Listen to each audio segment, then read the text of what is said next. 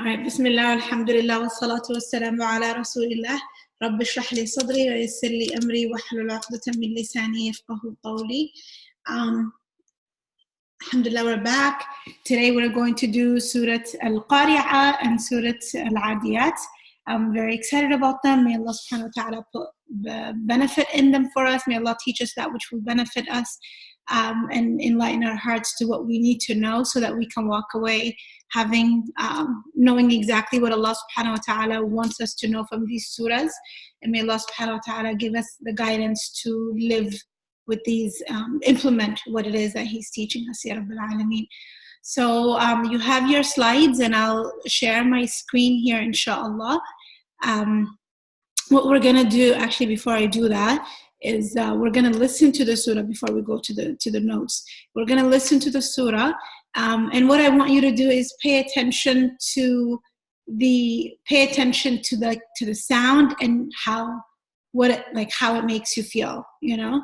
And you could type that, I guess, as we go, so we don't have to wait. So inshallah, we'll start with Surat Al-Qari'ah. بسم الله الرحمن الرحيم. القارعة ما القارعة وما أدراك ما القارعة يوم يكون الناس كالفراش المبثوث وتكون الجبال كالعهن المنفوش فأما من ثقلت موازينه فهو في عيشة راضية وأما من خفت موازينه فأمه هاوية وما أدراك ما هي نار حامية.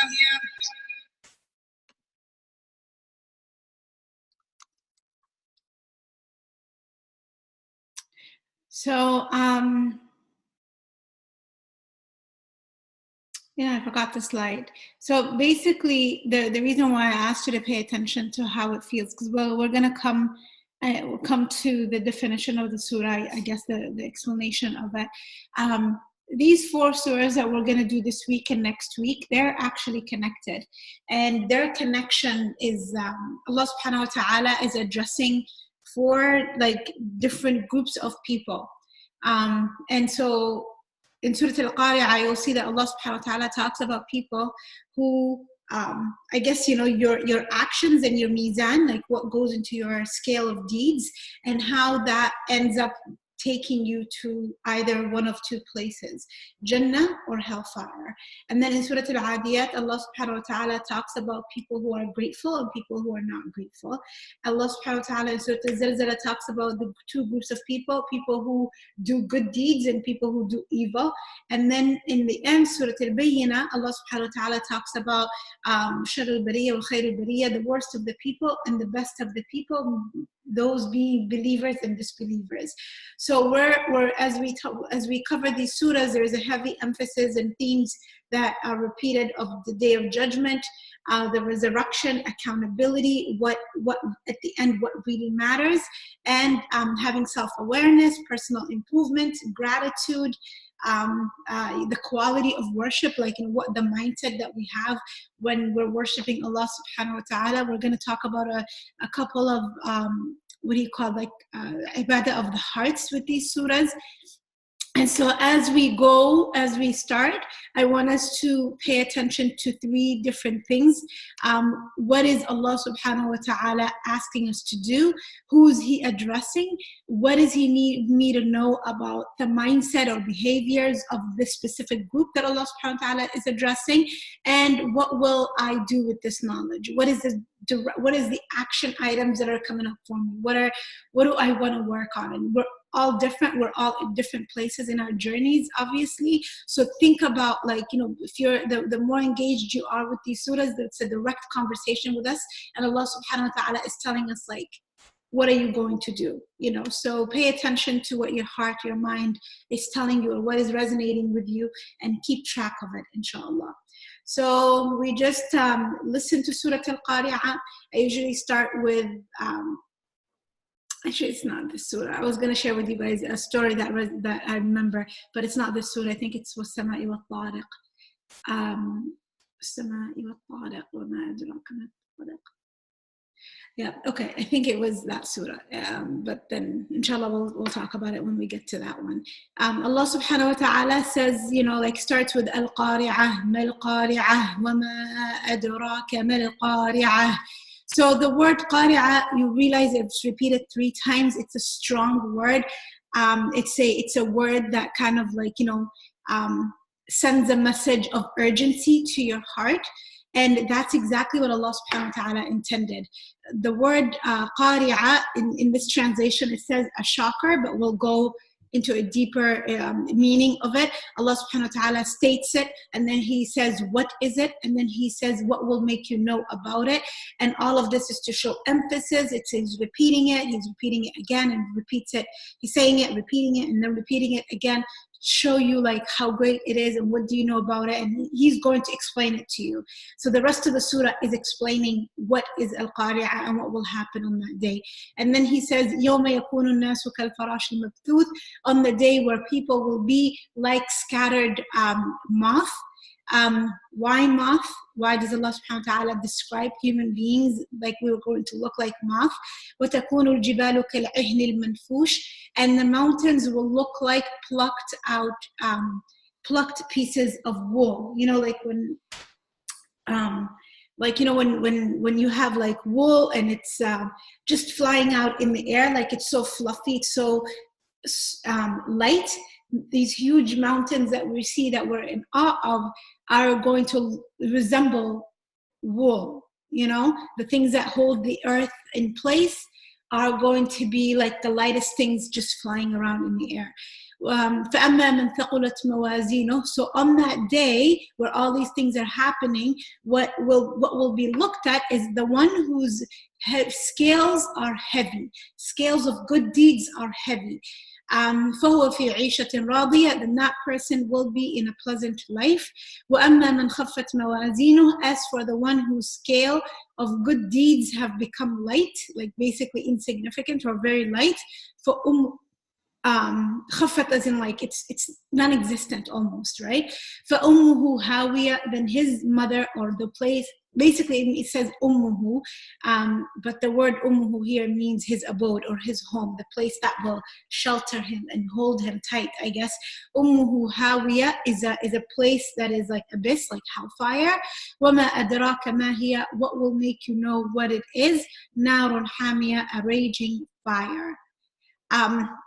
So Surah Al-Qari'ah is a Makki surah, and there wasn't a purpose of revelation that was mentioned for this surah. So it's a general surah. It's a general surah that was Makki, that is obviously speaking about the Day of Judgment, believing in the Day of Judgment, and we know that those were the aqidah, like, you know, the topics of aqidah that Allah subhanahu wa ta'ala was instilling and basically planting in the hearts of the believers at the Meccan stage of the da'wah of Islam.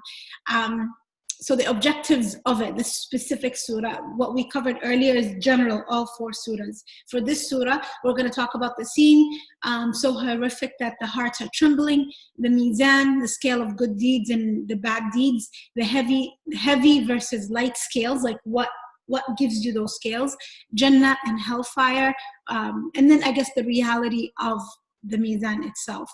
So Allah subhanahu wa ta'ala, when he says al-qari'ah, what does the word qari'ah means? I know like in the translation, it said a shocker, something that will shock you.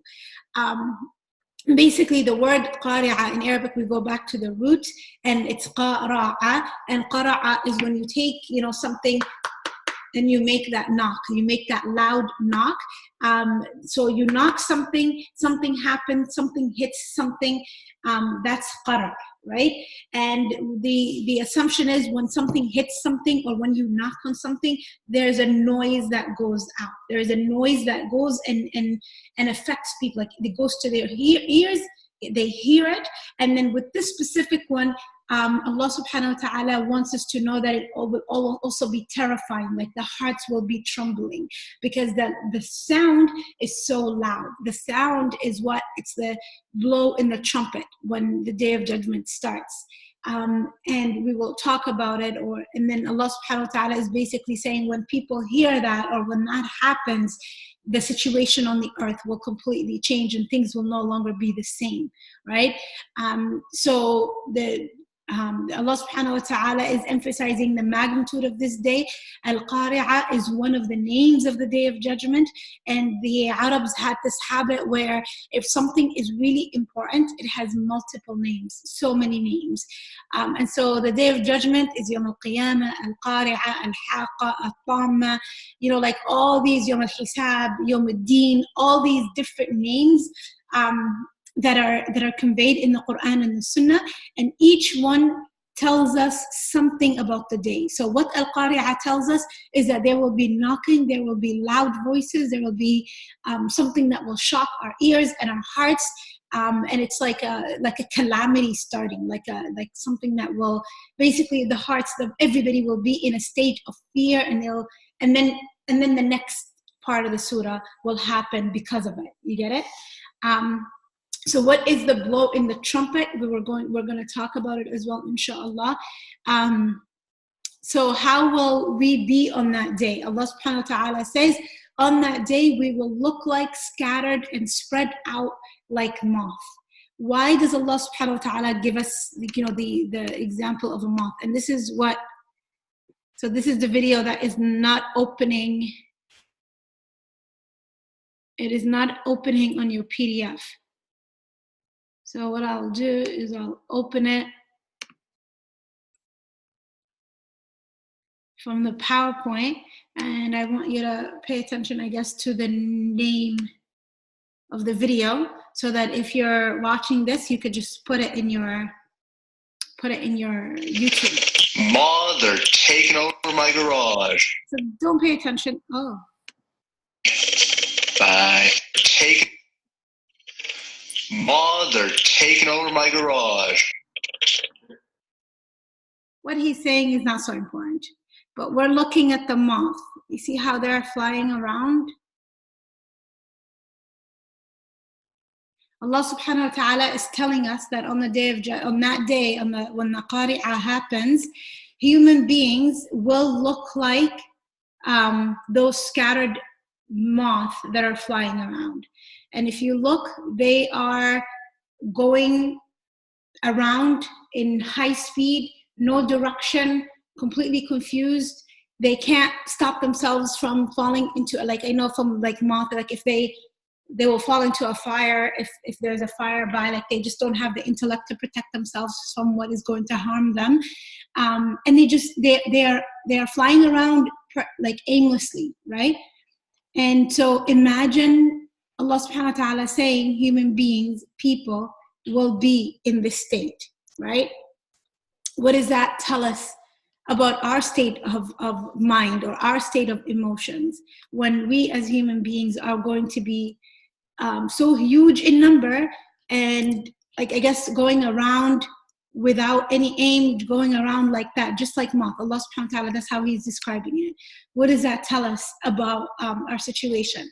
There's a hadith where Aisha radiallahu anha, the Prophet she said, I heard the Prophet say that when people are resurrected, they will be naked, barefoot, and uncircumcised. And she said, Ya Rasulullah, the men and the women will look at one another. And the Prophet ﷺ said to her, Aisha, the affair is far more serious than that. Nobody will have the time to think about this person next to me is naked, because they are all in a state of distress, in a state of confusion, in a state of worry for their own selves. And that's why Allah subhanahu wa ta'ala gives us that example of the moth. When we're resurrected and we're going to meet with Allah subhanahu wa ta'ala, this is how we're going to look like. It's not and Allah subhanahu wa ta'ala, so when actually the next part of the surah covers it, Allah subhanahu wa ta'ala talks about the mountains, right? So he says that the mountains will be plucked out and they will look like pieces of wool. I had a video that went with this, but that video is no longer on YouTube. And basically it's a video showing how women have wool and they are making mattresses. And so the wool is just flying out like flying around. It's so light that it's flying around. And Allah subhanahu wa ta'ala is telling us that the mountains are going to be completely like harshly removed from their places. And they are the pegs that hold the earth in place. So if they are removed, what happens to the earth? Earthquakes will happen. Things are going to move. Things are going to be shifting. And this is when basically like we're getting into the it's like the things that happen to prepare the earth to be ready for the day of judgment. So is this the earth that we're living on right now? Is it where we will have the day of judgment? There's a difference of opinion between the scholars, but what we know is that the Ard al-Mahshar, the land where humanity, from the beginning of time until the end of time, all the animals Allah subhanahu wa ta'ala has created ever, everything comes to a place called Ard al-Mahshar, the land of gathering. And this land is a flat land. And our earth is not like just a flat plane of land, right? It's not. So some things have to happen for it to become like that. And it could be that this earth is where that will happen, or it could be that there's another place that Allah subhanahu wa ta'ala will take people to and start the day of judgment there for them. Wallahu ta'ala alam. These are the two opinions that we talked about in one of my classes. So Allah subhanahu wa ta'ala says when the earth is shaken, وتكون الجبال كالعهن المنفوش وتكون الجبال إذا زلزلت الأرض زلزلت, when the earth shakes with convulsion, إذا رجت الأرض رجا وكانت الجبال هباء منبثا. So basically Allah subhanahu wa ta'ala is talking about how the earth will shake and the mountains will become like dust. And so basically kind of like one leads to the other. And then human beings are going through that as well, like what we talked about in the previous verses. So all of this is basically Allah subhanahu wa ta'ala is telling us about the resurrection, the ba'ath. When people come out of their graves, what happens to them? Where do they go? Why? How does it even start, right? So starting with the blow in the trumpet, we know that Allah subhanahu wa ta'ala tells us in the Quran about 2 blows of the trumpet. Allah subhanahu wa ta'ala says, وَنُفِخَ فِي الصُّورِ وَنُفِخَ Surat Zumar. Okay, I'm not relying on my memory these days, so I shouldn't continue right now.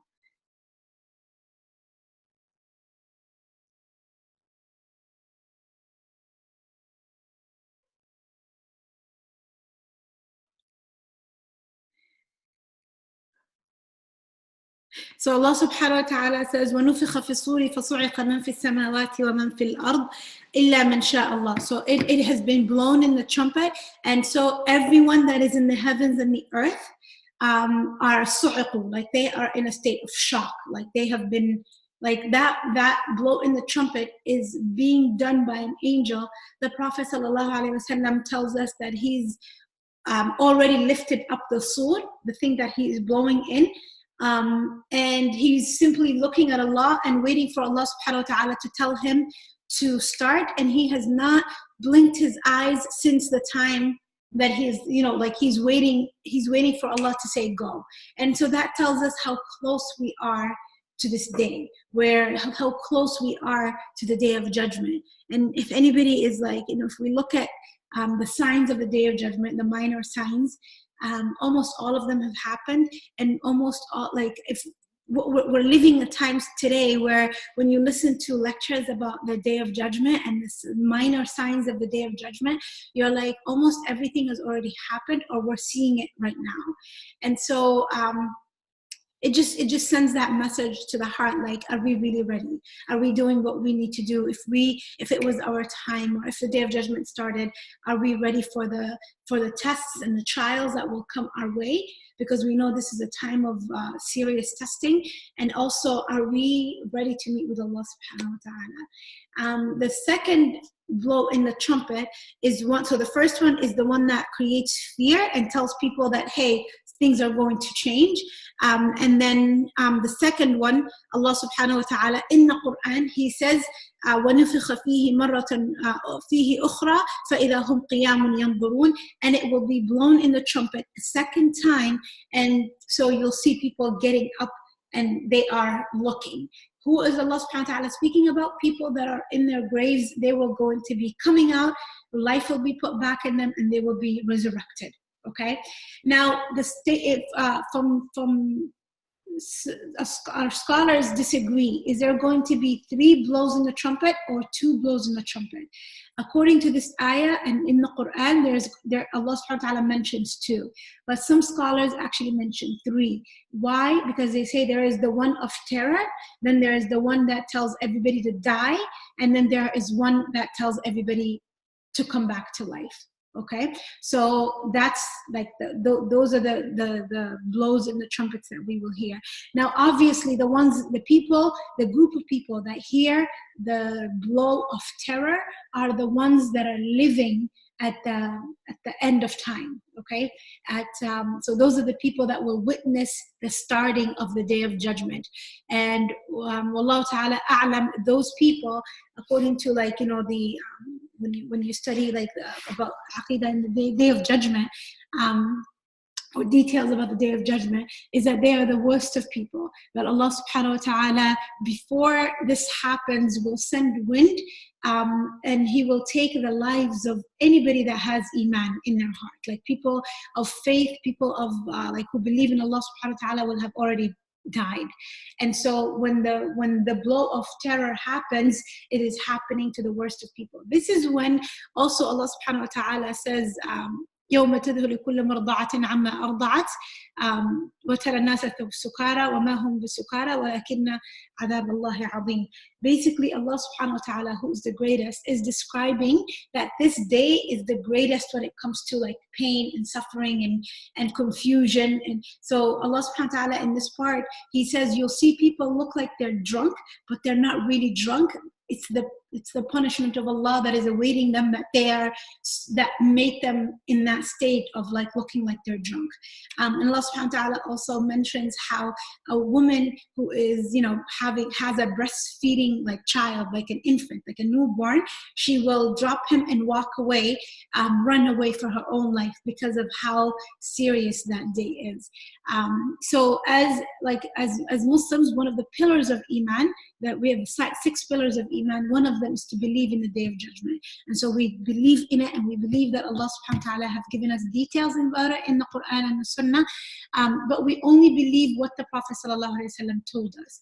That one of the principles about what we believe about the unseen is that unless we have a hadith of the Prophet sallallahu alaihi wasallam or an ayah from the Quran, that it is not valid. It is not open for our scholars to guess or speculate this is what's going to happen, because it's the knowledge of the unseen. Only Allah subhanahu wa ta'ala and the Prophet sallam can tell us about it. So to continue with the ba'th, the resurrection, how will people be resurrected? We already talked about the hadith of the naked, barefoot, and uncircumcised.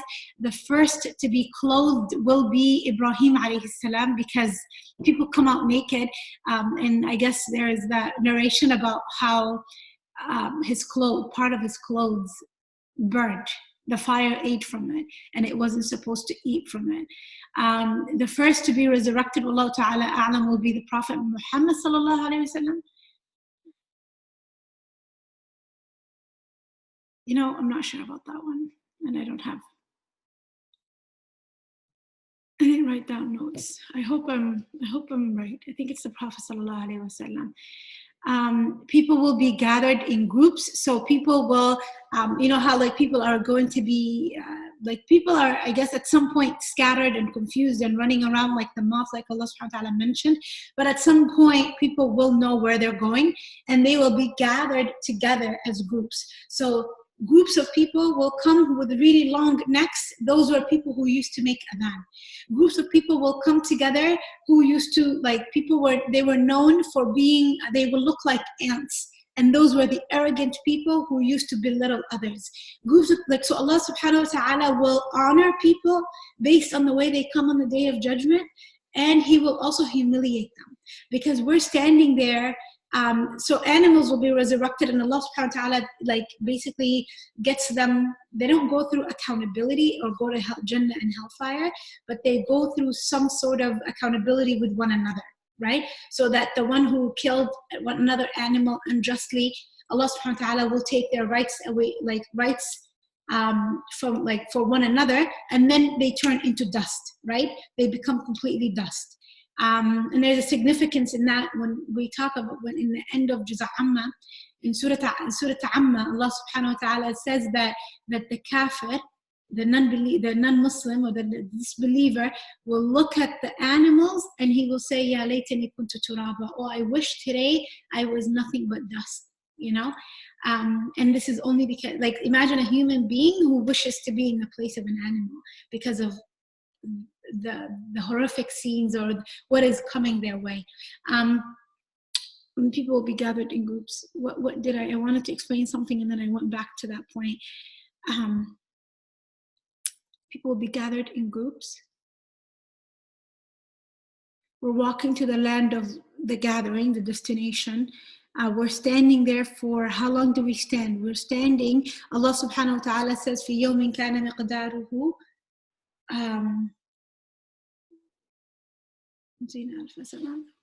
that's how the Allah subhanahu wa ta'ala comes down. Anyways, so how long is the qiyam? How long is the day of standing and waiting for the judgment to start? Allah subhanahu wa ta'ala, I think, I can't remember the ayah, but it's like waiting for 50,000 years, right? We're waiting, but for the Prophet ﷺ also tells us that for the disbeliever, it will seem long, like it will be that long. But for the believers, it'll be long, but not too long. Like, so the Prophet ﷺ says it'll be like the distance, like the time between Dhuhr and Asr for the believers. Like, that's how long it'll feel like that they have been standing. It's still significant, but it's not like, but how, when people are standing there, they're still thinking like, we want the day of judgment to start. There's an anticipation, there's the anxiety and the fear of what is going to come, what is going to happen, right? And people are quiet and people are like worried, and Allah subhanahu wa ta'ala comes down, and the angels are coming down with Allah subhanahu wa ta'ala, and they are like in rows, like one after the other, and hellfire is brought and Jannah is brought. And so everything becomes like, this is why Allah subhanahu wa ta'ala speaks about the day of judgment so much in the Quran, because what happens in it are things that we can actually prepare ourselves for. So, for example, the Prophet ﷺ tells us about the 7 that will have a shade on the day where there will be no shade. So the sun will be so close that people are going to be like sweating and swimming in their sweat. But then Allah subhanahu wa ta'ala makes an exception for certain categories of people. One of them is like 7 of them. The hadith mentions like 7 categories of people. There are other hadith that mention others, like, you know, basically just giving charity or being somebody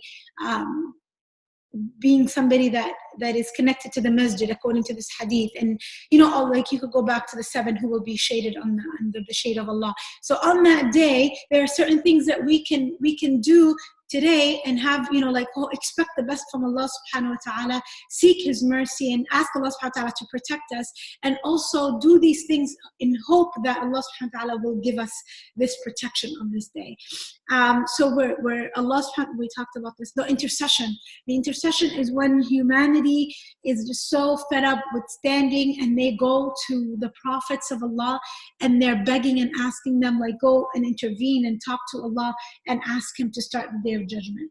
So they go to Adam, they go to Ibrahim, they go to Nuh alayhi salam, they go to Musa and Isa, and at the end it's our Prophet Muhammad sallallahu alayhi wasallam that takes that up and goes to Allah and speaks with Allah and makes dua, and the day of judgment starts. So this day also is when the mizan will be put up, and the books are passed out. So Allah subhanahu wa ta'ala talks about in the Quran how people will receive their books either in the right hand or they will receive it in the left hand. And if you are of the people of Jannah, you will get it in the right hand and you will be of those who are happy. And if you get it in the left hand, then you will be of those who are miserable and will be heading to hellfire. May Allah subhanahu wa ta'ala protect us. There will be, like Allah subhanahu wa ta'ala talks to us about people who will get it behind their back.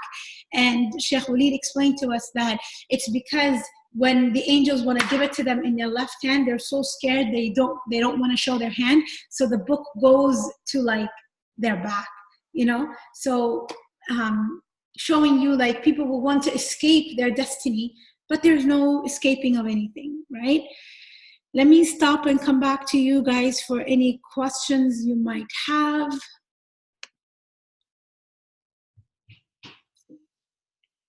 Assalamu alaikum, Dominique. I'm glad you got the email because you asked me if, I think there was a typo in the email that I sent out yesterday. I didn't change the date. Usually those are like templates that I use, and I change what I need to change, and I didn't change the date, and it said September 30th. That was our last class. So today is October 28th. We were supposed to have, but the top one had the correct date. So I thought to myself that inshallah you guys will see it. Hope I didn't go too fast today, but let me know if you have any questions so far, any thoughts, anything that is resonating with you.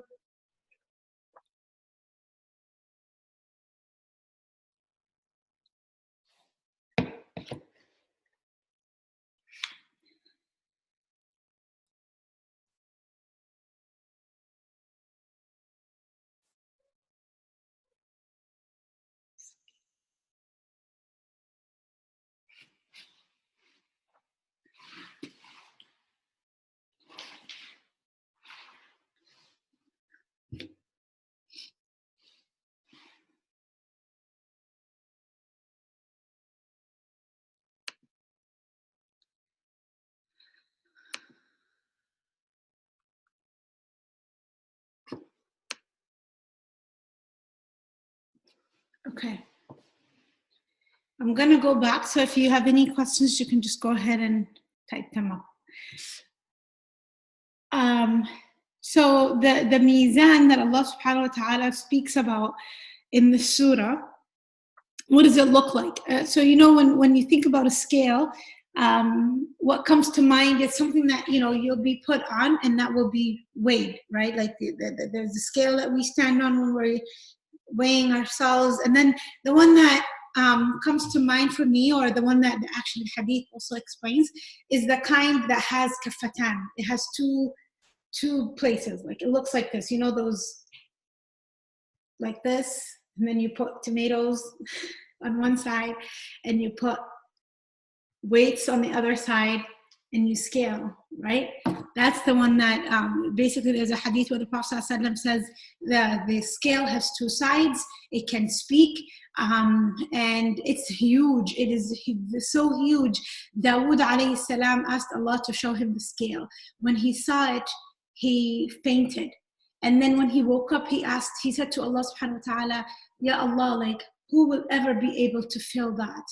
And then Allah subhanahu wa ta'ala said to him, Ya Dawood, if I am pleased with my servant, one small thing he does will fill it. I can't remember what that small thing is.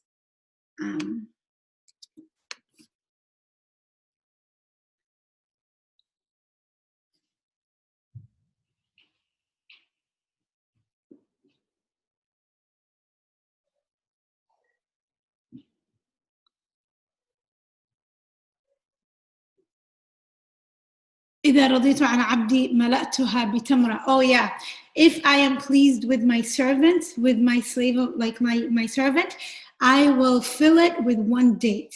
So showing you it's not how much you do, it's the like the quality in how you do it, the intentions that you have when you're doing it, and is Allah subhanahu wa ta'ala pleased with you?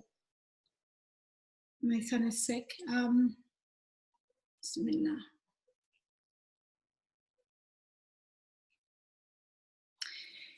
So Allah subhanahu wa ta'ala in Surat Al-Bayyinah talks about those who, like, if Allah subhanahu wa ta'ala is pleased with them, sorry, radiyallahu anhum wa radu anhu. Allah subhanahu wa ta'ala is pleased with them and they are pleased with him. So when we get to that surah, we will also talk about what does it mean to be pleased with Allah subhanahu wa ta'ala. What does it mean for Allah to be pleased with us? But something for us to think about, like, what does it mean for Allah to be pleased with me? And what does it mean for me to be pleased with Allah subhanahu wa ta'ala? Because in this hadith, basically Allah is saying that huge scale that made Dawood alayhi salam faint can be simply filled with something like a date, you know? And we will talk about other things that the Prophet ﷺ tells us fills up our scale. May Allah guide us to be of those that easily do dhikr all the time. When there's all these ahadith about the scale that I thought were really interesting. The mizan on the Day of Judgment will be presented. If the heavens and the earth were to be put on it, it would have sufficed it. Like, it's that huge, it's that big. Showing you that a person can come up with actions that are that big, like they're that like mighty with Allah subhanahu wa ta'ala. So the angel said, for who, Ya Allah? And Allah subhanahu wa ta'ala says, for whomever I want of my servants, of my creation.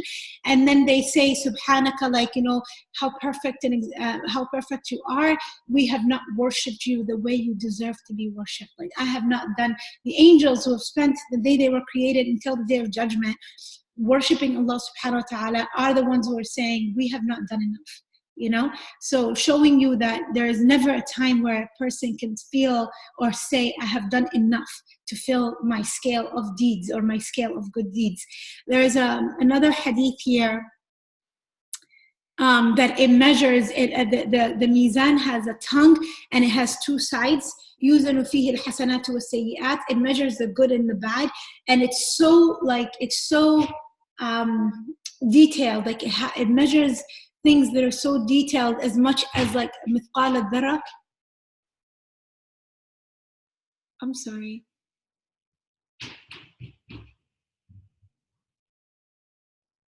Inshallah khair. I'm sorry, I hear my son running around and coughing, so I hope inshallah, like, running around means he's okay, so inshallah khair. Anyways, so Allah, like something so light, something like as a mustard seed, basically that small. And Anas ibn Malik asked the Prophet ﷺ, where can I find you on the Day of Judgment? And the Prophet ﷺ used the mizan as a place, as a destination to meet with him. He tells them, like, you know, try to find me first on the Surat al-Mustaqim. And if you don't find me there, like that place where we cross above hellfire to Jannah, he said, find me there. If you don't find me there, then go to al-Mizan. If you don't find me there, go to my hawd. So you will not miss me in one of those places. And that hadith was so beautiful. It tells you, like,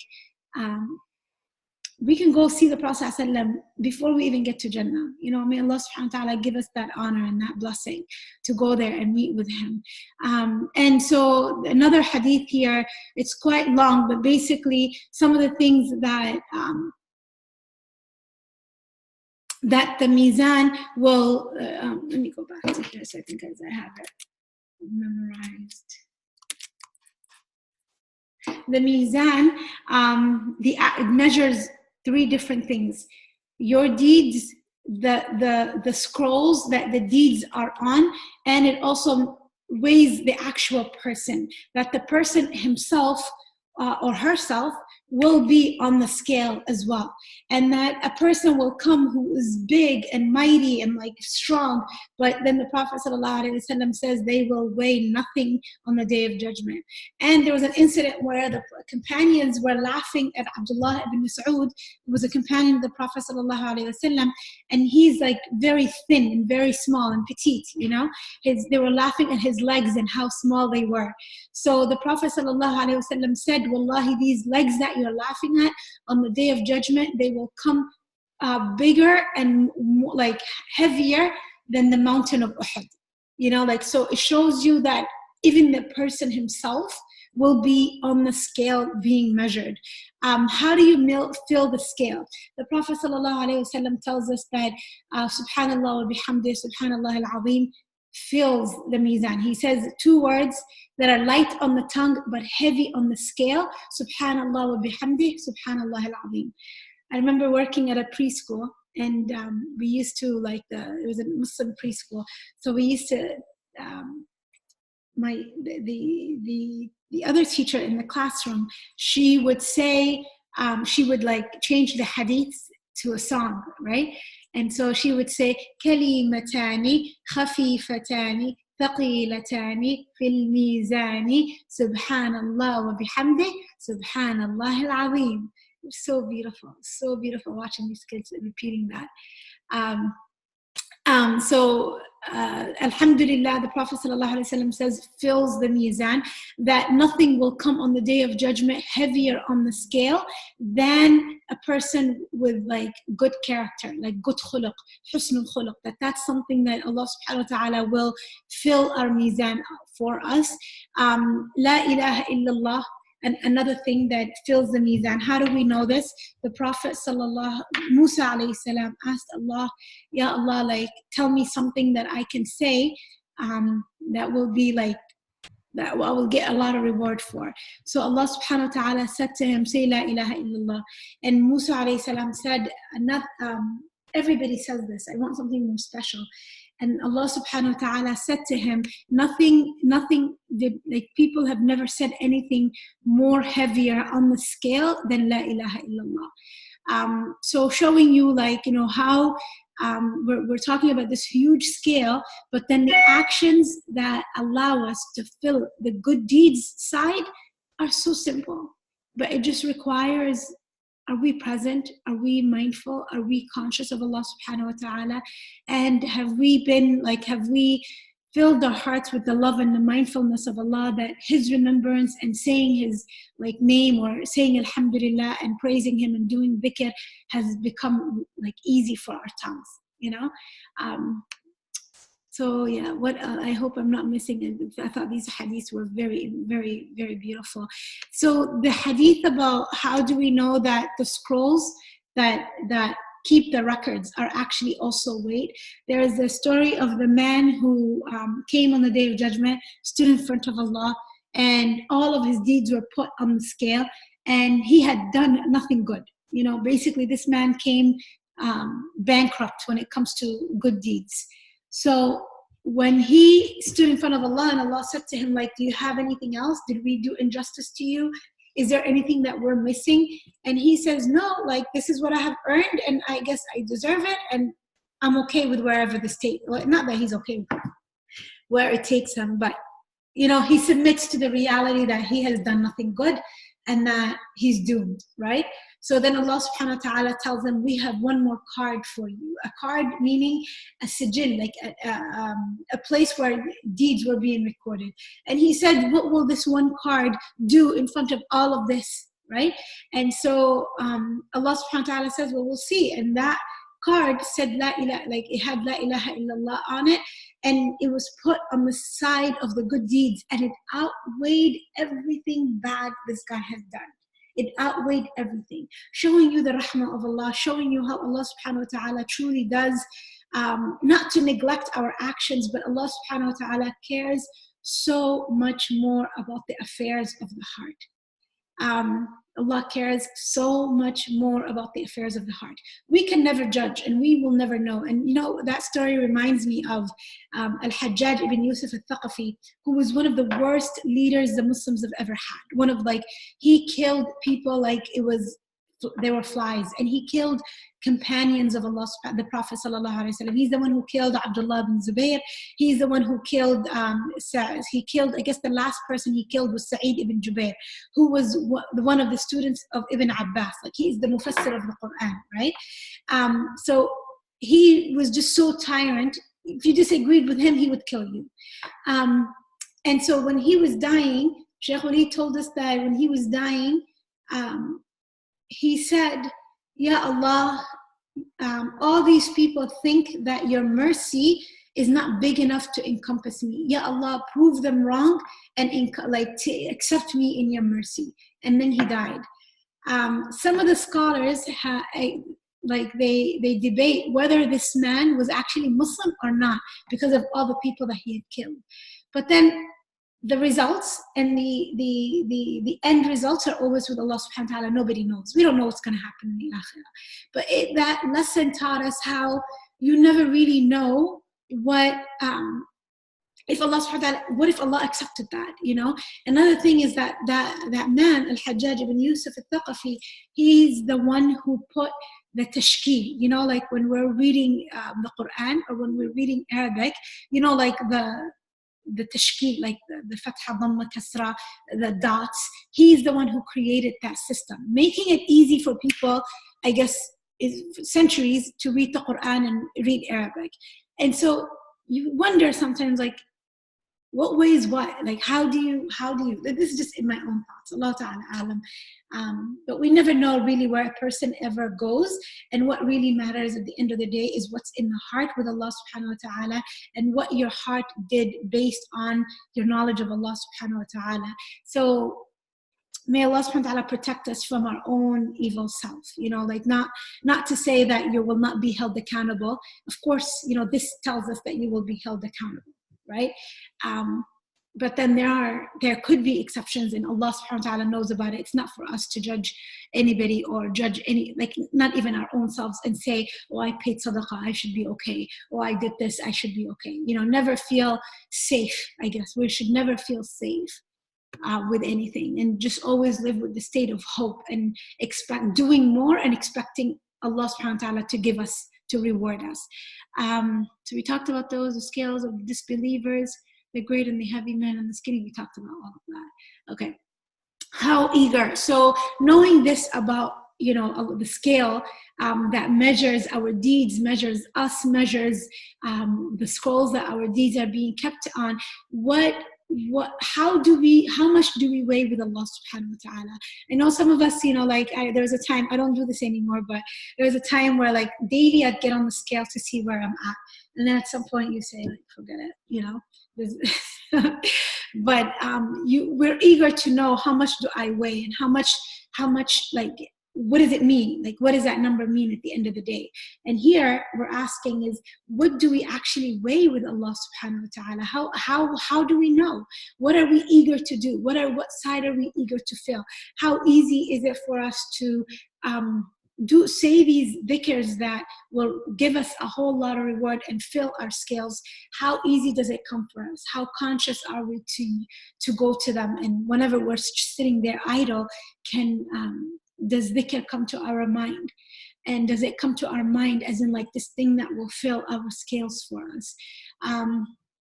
One day recently, I remember visiting a sister, and she was telling me like about, I didn't know, like I hadn't seen her in a long time. And I guess there was she's gone through a lot of tests like with her health, and she'd been sick a lot and hospitalized, and you know, it was quite serious what she had experienced, but I didn't know, qadar Allah, like I had no idea. So she was telling me, like, I had nobody except this one sister would come and she would help me and she would clean and cook for me. And the sister that she mentioned that would come to her house and clean for her, wallahi, like, I know how busy she is. I know how overwhelmed she is. I know, like, she has big things on her plate. She's not like your average, I go to work and come back and take care of my family and that's it. Like, this woman takes care of her family, takes care of the community, takes care of, you know, like so many different things. And every time we talk, we're talking about the importance of her, like taking time for herself and relaxing and, you know, taking things off of her plate. But when this sister said to me, she would come to my house, she would clean for me, and she would do all this for me, I was like, subhanallah, like, it reminded me of how Abu Bakr radiallahu anhu, before, like, he would leave his house early in the morning to go and cook for this blind woman. He was the Khalifa, he had a family, he had children, he had, you know, like a world to run. Yet he would still go to this woman who had nothing, who had blind, who didn't have family, who was elderly, and he would take care of her house for her. And nobody knew about it. And this sister never told me. Like, you know, we talk about a lot of things. We talk about people who are in need and things like that. She never told me. So it showed, like, subhanAllah, do we have deeds that we keep secret between us and Allah subhanahu wa ta'ala, that we hope we put our sincerity there and say, Ya Allah, like, if anything I do sincerely, like, make it this and accept it from me. And so, you know, thinking about how will Allah be pleased with us? What are the things that bring about the pleasure of Allah subhanahu wa ta'ala?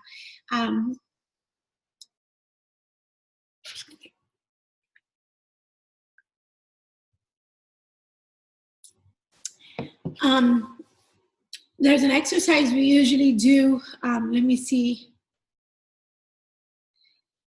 Why don't we actually do it? Let me stop sharing my screen. So ladies, give me thumbs up, or, you know, type in yes if you are listening. I'm going to give you guys an exercise. Assalamu alaikum, Aisha Rashid. I'm going to give you guys an exercise. So type in yes if you can hear me and you can participate, just so that I know who is actually doing it. Dominique, one, okay. So what we're doing, Dominique, is that I'm going to set up a timer, and we're going to say, let me see.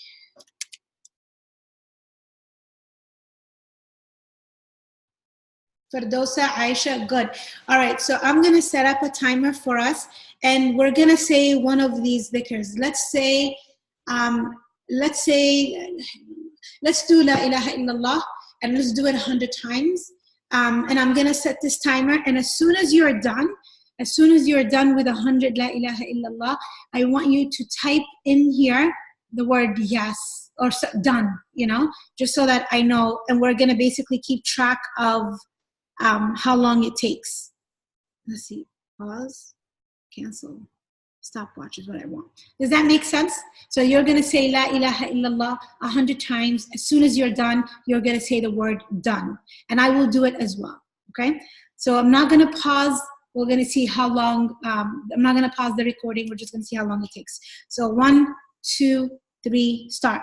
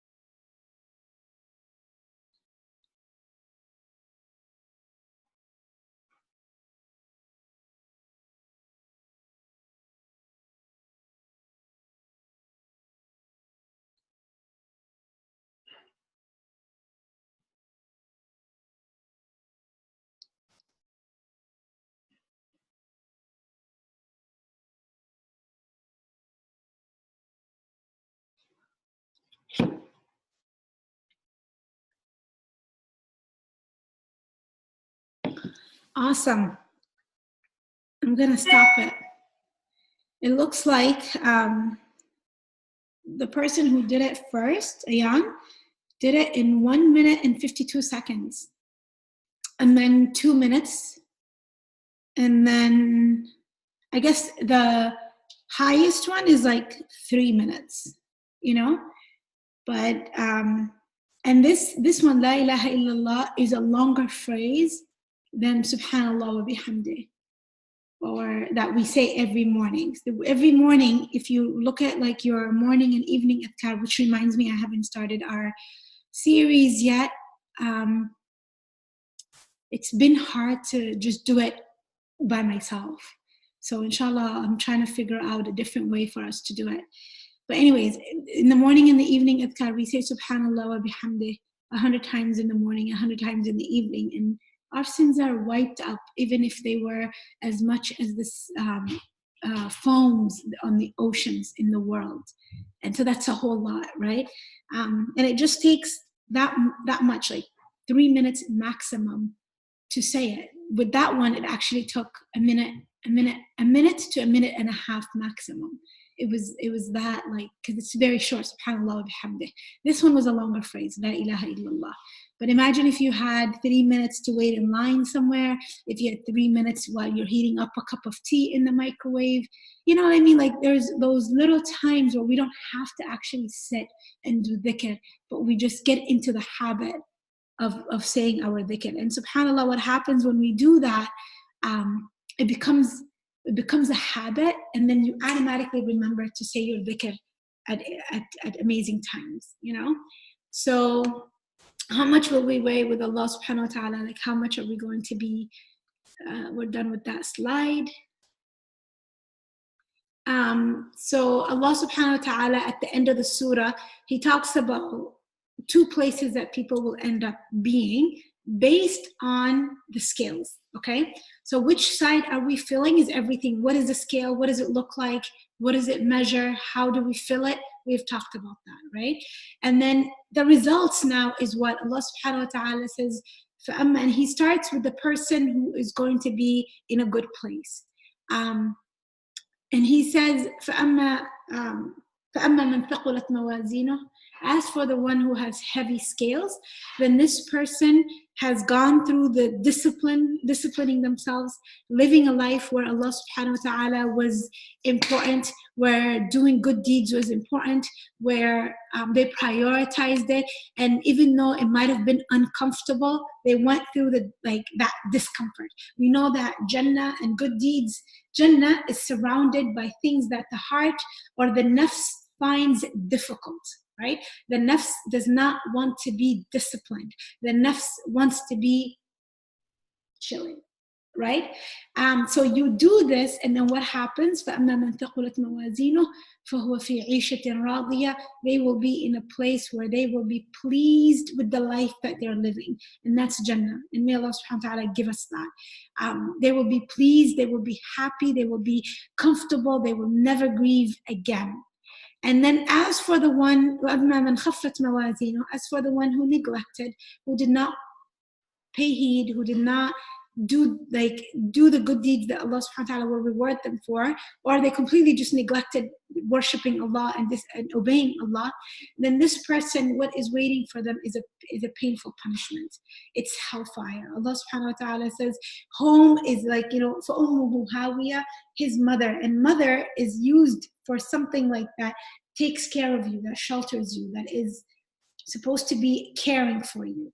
But imagine if that caring thing or sheltering thing is a hellfire. May Allah subhanahu wa ta'ala protect us from that.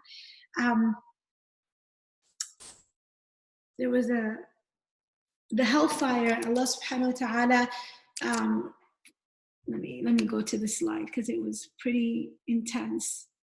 The Prophet ﷺ tells us that the hellfire on the day of judgment, like the hellfire that may Allah subhanahu wa ta'ala protect us from it, is had been burnt for 1,000 years. Then it became, where is it?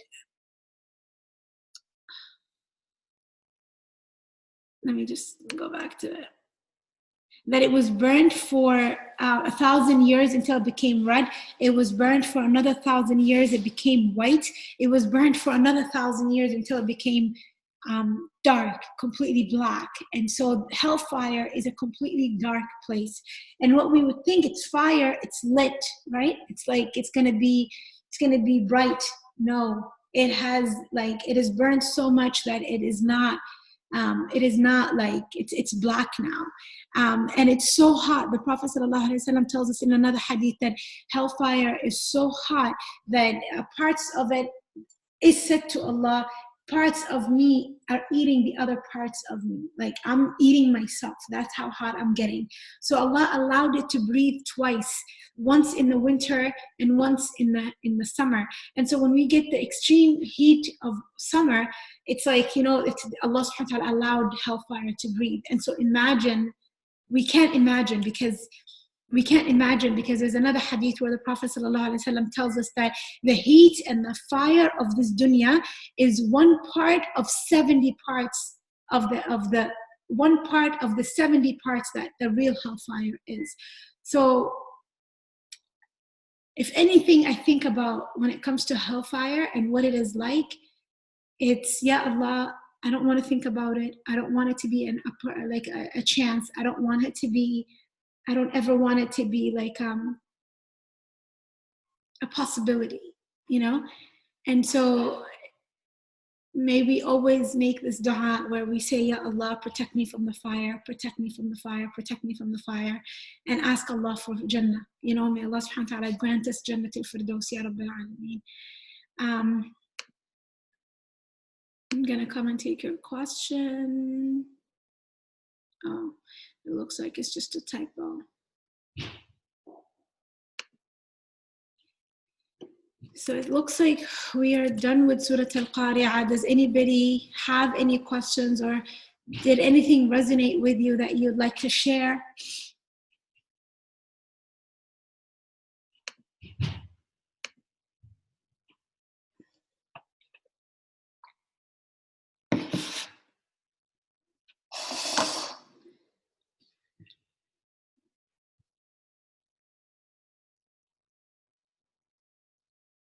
And then we'll go on to Surat AlAdiyaat.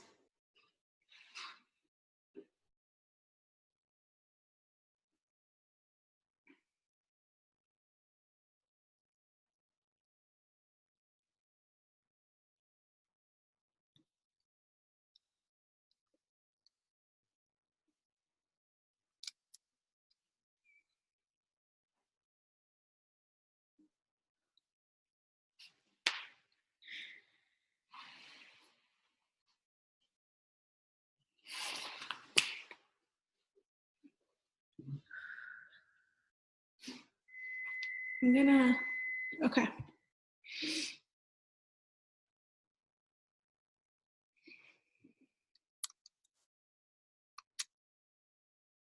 All right, we'll start with Surat AlAdiyaat. I'm hoping we can end in time. Yes, I hope we can finish the surah too, bi'idhnillah. All right, so if you have any thoughts or questions, you can just go ahead and type them in. I'm not gonna stop for them. I think I stop for them because I need a break sometimes. But, all right, Surat AlAdiyaat. Now, Surat AlAdiyaat is a Makki surah. There was some difference of opinion based on the purpose of revelation, I guess. There is also the purpose of revelation. There's differences of opinion about it as well. The Prophet ﷺ sent a small army with horses on a mission, and then they were gone for over a month. He hasn't heard from them, and so Allah subhanahu wa ta'ala tells him what happened with them and that they were going to be coming back victorious. So this was one opinion. Another opinion is that it is basically like talking about the horses, and I actually didn't put it in here. It is talking about, so basically this is the opinion of Abdullah ibn Abbas. He said that it's like the horses that go out for the sake of Allah, fi sabilillah, in a battle, and the fire that is turned on when people like are, I guess, the fire that they turn on to eat. And so he told this one person, and that person went to Ali ibn Abi Talib, and he asked him the same question. And Ali said to him, did you ask anybody about the meaning of AlAdiyaat al-Dhabha before me? And this person said, yes, I asked Abdullah ibn Abbas, and this is what he said to me. So Ali ibn Abi Talib called Abdullah ibn Abbas, and he said to him, why are you telling people what you don't know? AlAdiyaat al-Dhabha is when the camels are going from Arafah to Muzdalifah, and from Muzdalifah to Mina. And when the people go to Muzdalifah, they turn on the fire, and this is what فَالْمُورِيَاتِ قَدْحًا is, like they turn on the fire. So those are all the different opinions about what it is and what the purpose of revelation. There's also that opinion that it's just a general Makki surah, and I remember from the explanation of Nu'man Ali Khan, he was talking about how Allah subhanahu wa ta'ala was trying to getting the attention of the Quraysh, because Allah starts by speaking about something they're so interested in. It's like talking about cars and race cars to people who love racing cars, right? So Allah subhanahu wa ta'ala talked about something they loved so much, which are horses that are running, that are going fast, that are like, you're thinking about, these are warriors. So Allah is using a language that they are familiar with and a culture that they are familiar with, of horses, of speed, of we're gonna watch a short video. Even I get so excited about horses, subhanAllah. When I lived in the UAE, there was, in the Gulf countries, they have horses, and they're big on horse races. And I always wanted to watch one. I always wanted to go and watch one live, because me and my younger brother would sit at home and watch them on TV, and we would be like, I'm with that one, and I'm supporting that one. This is my horse, this is your horse, and who's gonna win? So this was a big thing in that culture, right? And so at that time, it was also that big. And Allah subhanahu wa ta'ala, what Nu'man Khan was saying was, Allah was using it as a way to grab their attention. Okay, and then some of the objectives that the surah is covering is that attention that I just mentioned, gratitude versus denial, not being grateful, becoming aware of our internal reality, and attachments of the hearts to things that are, I guess, not eternal. Let's listen to the surah.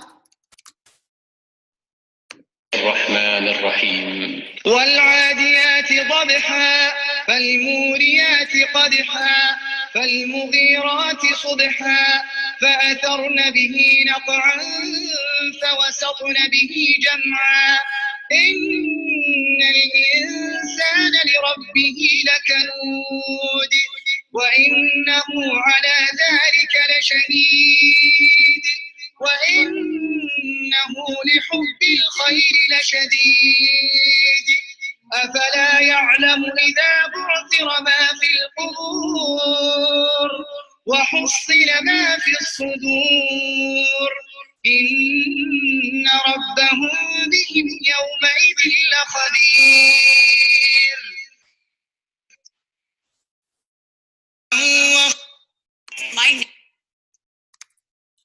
All right. This surah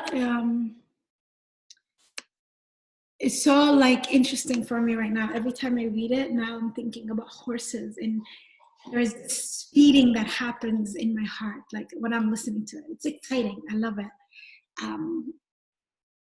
Okay, so وَالْعَادِيَاتِ ضَبْحًا, by the racers panting. So Allah subhanahu wa ta'ala is speaking about what are those racers.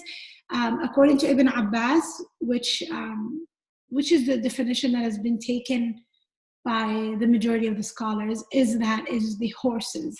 And when they go so fast, you hear this panting, this breathing that comes out of them. Okay, فَالْمُورِيَاتِ قَدْحًا, when they are running so fast and they're running on grounds that is full of rocks, the heels of the horses spark and ignite fire.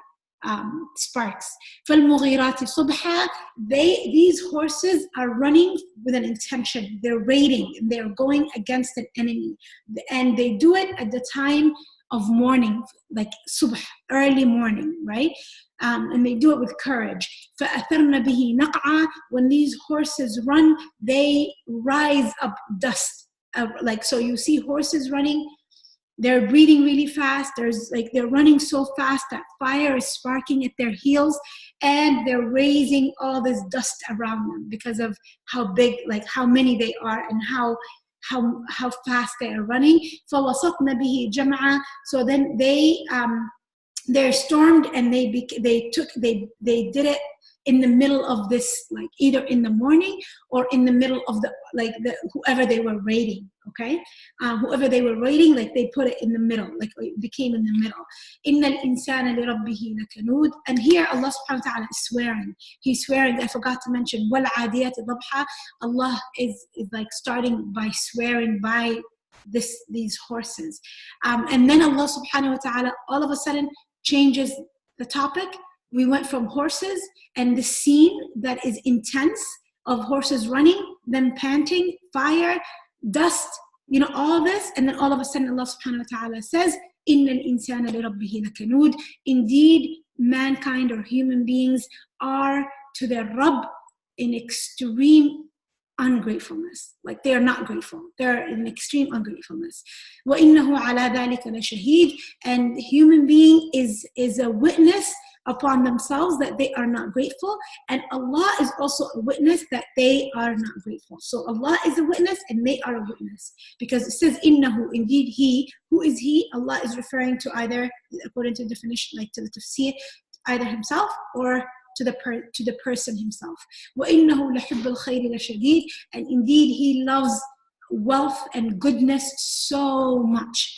أَفَلَا يَعْلَمُ إِذَا بُعْثِرَ مَا فِي الْقُبُورِ. Does he not know when what's in the graves are scattered and brought out? وَحُصِّلَ مَا فِي الصُّدُورِ. And whatever that is in the hearts are counted, and they are basically the contents of the heart are brought out.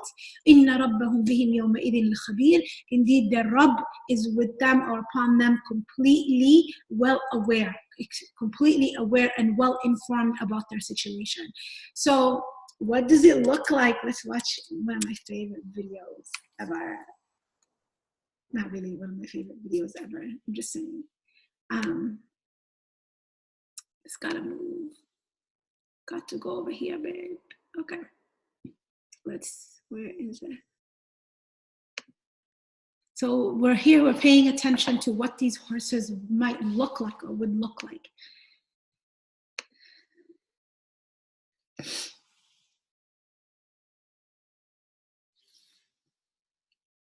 Oh, the lion.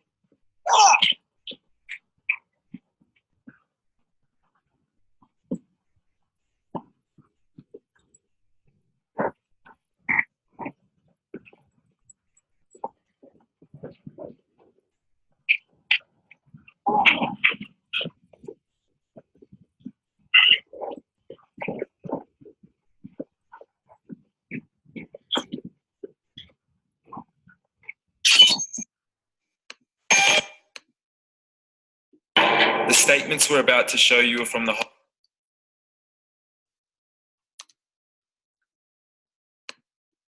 Oops.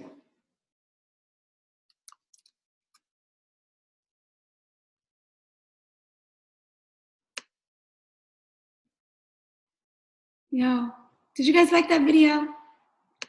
I am obsessed with horses. I love horses. That's why it's like, wow, what an amazing scene. But basically, if you heard the, you can actually, when Allah subhanahu wa ta'ala says, وَالْعَادِيَاتِ ضَبْحًا, those that are running really fast, ضَبْحًا, they do it in a way where you can hear their panting, so you hear the panting of the horses. فَالْمُرِيَاتِ قَدْحًا, they were on grass, there was no fire being lit, but then you saw that also, like فَأَثَرْنَ بِهِ نَقْعًا, there's like all this cloud and dust that surrounds the area where they're running from. I'm just gonna move.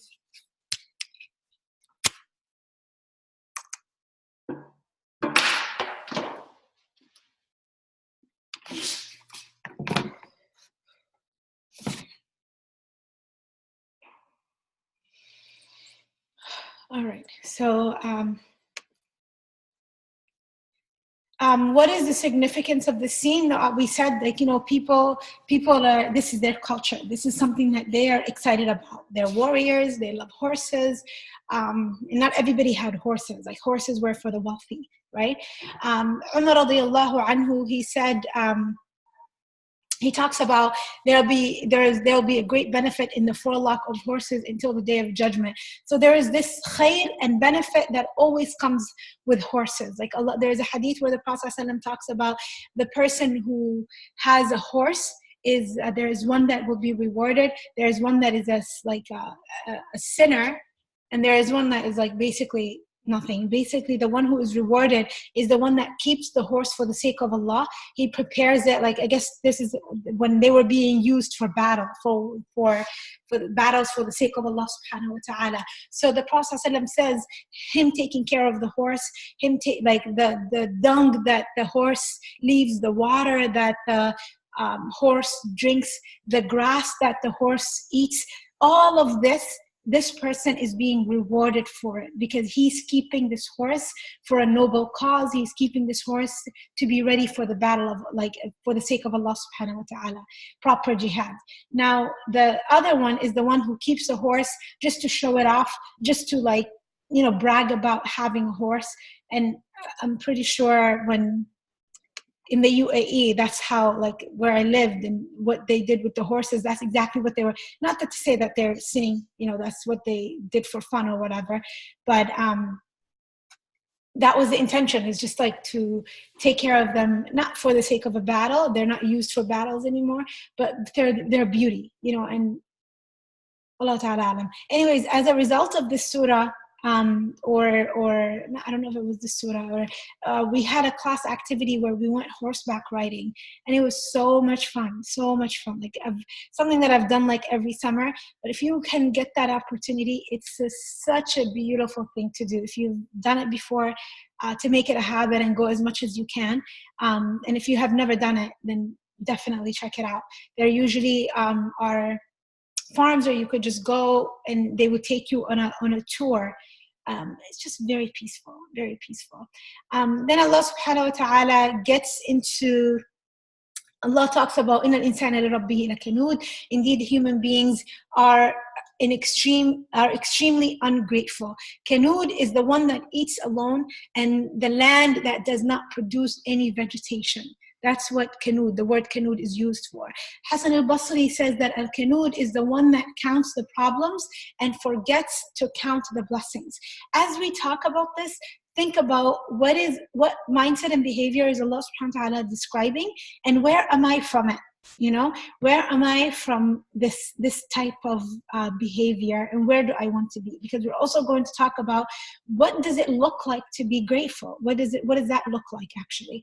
Tirmidhi says the one that sees the blessings but does not see the one who had blessed him. So they count their blessings. They know, oh, so like, wow, I have this, I got this, but they never think Allah gave it to me, alhamdulillah. It's like they attribute it to themselves or something else. The one that denies the little favor done for him and does not thank for the big favors. So, you know, have you ever seen people who you'll do good for them, but it's like they treat you as if you have never done anything good for them. May Allah subhanahu wa ta'ala protect us from that, like, character. And examples of ungratefulness is that the owner of in the Quran, Allah subhanahu wa ta'ala talks about the owners of in Surat al-Kahf, He talks about two people, the guy who owns this garden, and the garden is beautiful and it's got fruits and vegetations and rivers, and it's just so beautiful, so amazing, and he's not grateful to Allah for it. Yeah, he looks at his friend and he tells him, you know what, I have more wealth and more children than you, and I will have it good today, and if the day of judgment happens, I don't think it'll happen, but if it happens, I will have it good then too. So completely attributing it to himself and bragging about it like it was his own thing, and feeling entitled to what he has been given. The other story in the Quran is in Surat Al-Qalam, when Allah subhanahu wa ta'ala talks about a man who owned a garden. He dies and he leaves the garden to his 3 sons, and those sons agree and make a pact that they will no longer give to the poor the way their father used to. Their father used to always give to the poor. And they said, you know what, today we're going to say no more poor people coming to our garden. What happened? Allah subhanahu wa ta'ala wiped it out, basically sent fire against it. And when they saw it, they just could not even believe that this was their garden. And so Allah subhanahu wa ta'ala was protecting the garden because he was feeding the poor, and because of it, Allah was being grateful back by increasing the blessings for them. But when you take away the goodness you were doing, then Allah will take it away. Ibrahim alayhi salam with the wives of Ismail, and this is an interesting story where Ibrahim alayhi salam came to visit his son Ismail, and he came to visit him, and his wife opened the door and she said, Ismail is not here, he's gone on a trip, but she let the man in, and she didn't know that he was the father of Ismail alayhi salam. And when Ibrahim asked her, how are things and how are you guys doing, she said, we are in misery, we are in difficulties, we have nothing, blah blah blah.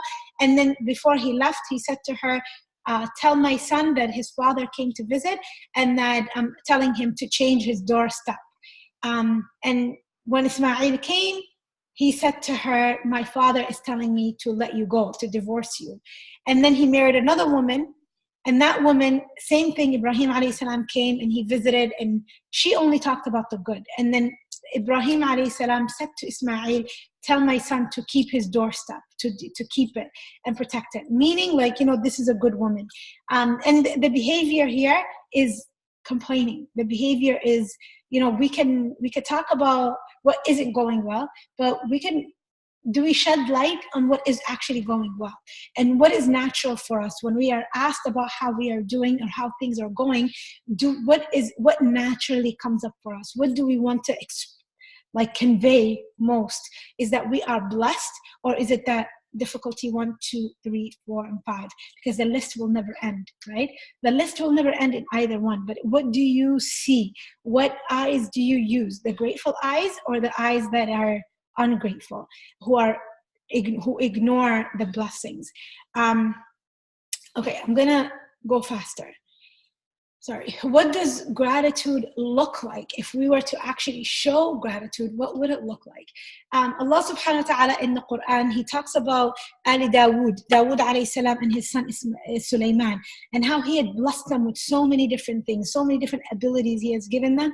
And then he says to them, اعملوا آل داود شكرا, that all family of Dawood, you should work in gratitude. اعملوا آل داود شكرا. Do work out of gratitude. So, O house of Dawood, work with appreciation. And then Allah subhanahu wa ta'ala says, وَقَلِيلٌ مِّنْ عِبَادِيَ الشُّكُورِ, only a few of my servants are grateful. There was a man that was once making dua, oh Allah, make me of the few. And when he was asked, what is that? He said, didn't Allah say, few of my servants are grateful or appreciative? So this ayah teaches us that when we are grateful, the expectation is that we do actions that show that we are grateful. That gratitude isn't only something that is done in the heart or by the tongue. It's not just feeling grateful. It's not just saying I'm grateful. It's actually acting like you're grateful. And what do the actions of a person who are grateful say? The one who had blessed you, you are in obedience. You don't disobey them. You use what they have given you in what pleases him. You use what he has given you, you give it its haqq. Remember we talked about this, when you give something it's haqq, then you are grateful for it. So Allah gave me water. I am grateful to this water Allah subhanahu wa ta'ala gave me. I'm not going to waste it. You know, I'm going to drink it and I'm going to enjoy it and I'm going to take care of it, and I'm going to protect the resources that Allah has given me, because they do so much for me and I'm grateful for them. But when I'm neglectful and I'm not mindful, like I waste water, I waste trees, I'm not planting, I'm not taking care of the earth, I'm not taking care of my family responsibilities, then that means I'm not really grateful to them. Even if my tongue says it, in my actions, I'm showing otherwise, right? So here, in this ayah specifically, "I'malu," Allah subhanahu wa ta'ala is really emphasizing the importance of doing things that show you're grateful. This is a bit of a sad story, and I hope I don't traumatize anybody, but it has a beautiful lesson. I have a really good friend of mine who I met her when her daughter was about 2 years old. And this is like, we met like about 13 years ago, subhanAllah. So 13 or 14 years ago. Anyways, long time ago. When I met her, I remember the first thing she said to me was, hold my daughter. She needed to go pray. We were at someone's house. We were having an event. She said, hold my daughter, and please just make sure she has severe allergies. Make sure she doesn't touch anything. She doesn't eat anything until I come back. And I remember thinking, oh my God, this is a big responsibility, but alhamdulillah, like nothing happened. And so my friend always carried food with her, learned so much about food, and because of her daughter's allergies, right? And I remember one day she said to me, this was really difficult, what I have gone through, but like I'm so grateful to it because it taught me so much more that I didn't know about food, about nutrition, and about, about things like that. And eventually I know my friend, the way she took care of her daughter and the way she learned about her allergies, and she was a homeschooling mom. She was like someone who in the community that she lived at, she became someone that she excelled so much at taking care of her daughter's needs that she became someone who others come to for support. When it comes to homeschooling and when it comes to foods and allergies, she would do workshops, she would do presentations. Allah truly used her in that field, right? Alhamdulillah. A year and a half ago, I think it's been a year now. Allah ta'ala, I'm so confused about dates and times and blah, blah, blah, postnatal, right? That's what they call it. Anyways, Qadar Allah, her daughter passed away. They had moved to another country. And her daughter didn't eat anything that she was allergic to, but something happened where she was in the bathroom. She had given them food. She went into the bathroom. She came out. Her daughter couldn't breathe. She called 911. They couldn't get there in time. By the time they came, her daughter had passed away. And subhanAllah, her daughter was now at like 12 years old, 13 years old, a lover of the Quran, somebody who, like, you could tell the effort, the work her mother put in her. She had taught her Arabic, she was teaching her Quran, she was homeschooling her. She was like someone who could have like an adult conversation with you, like mashallah, tabarakallah.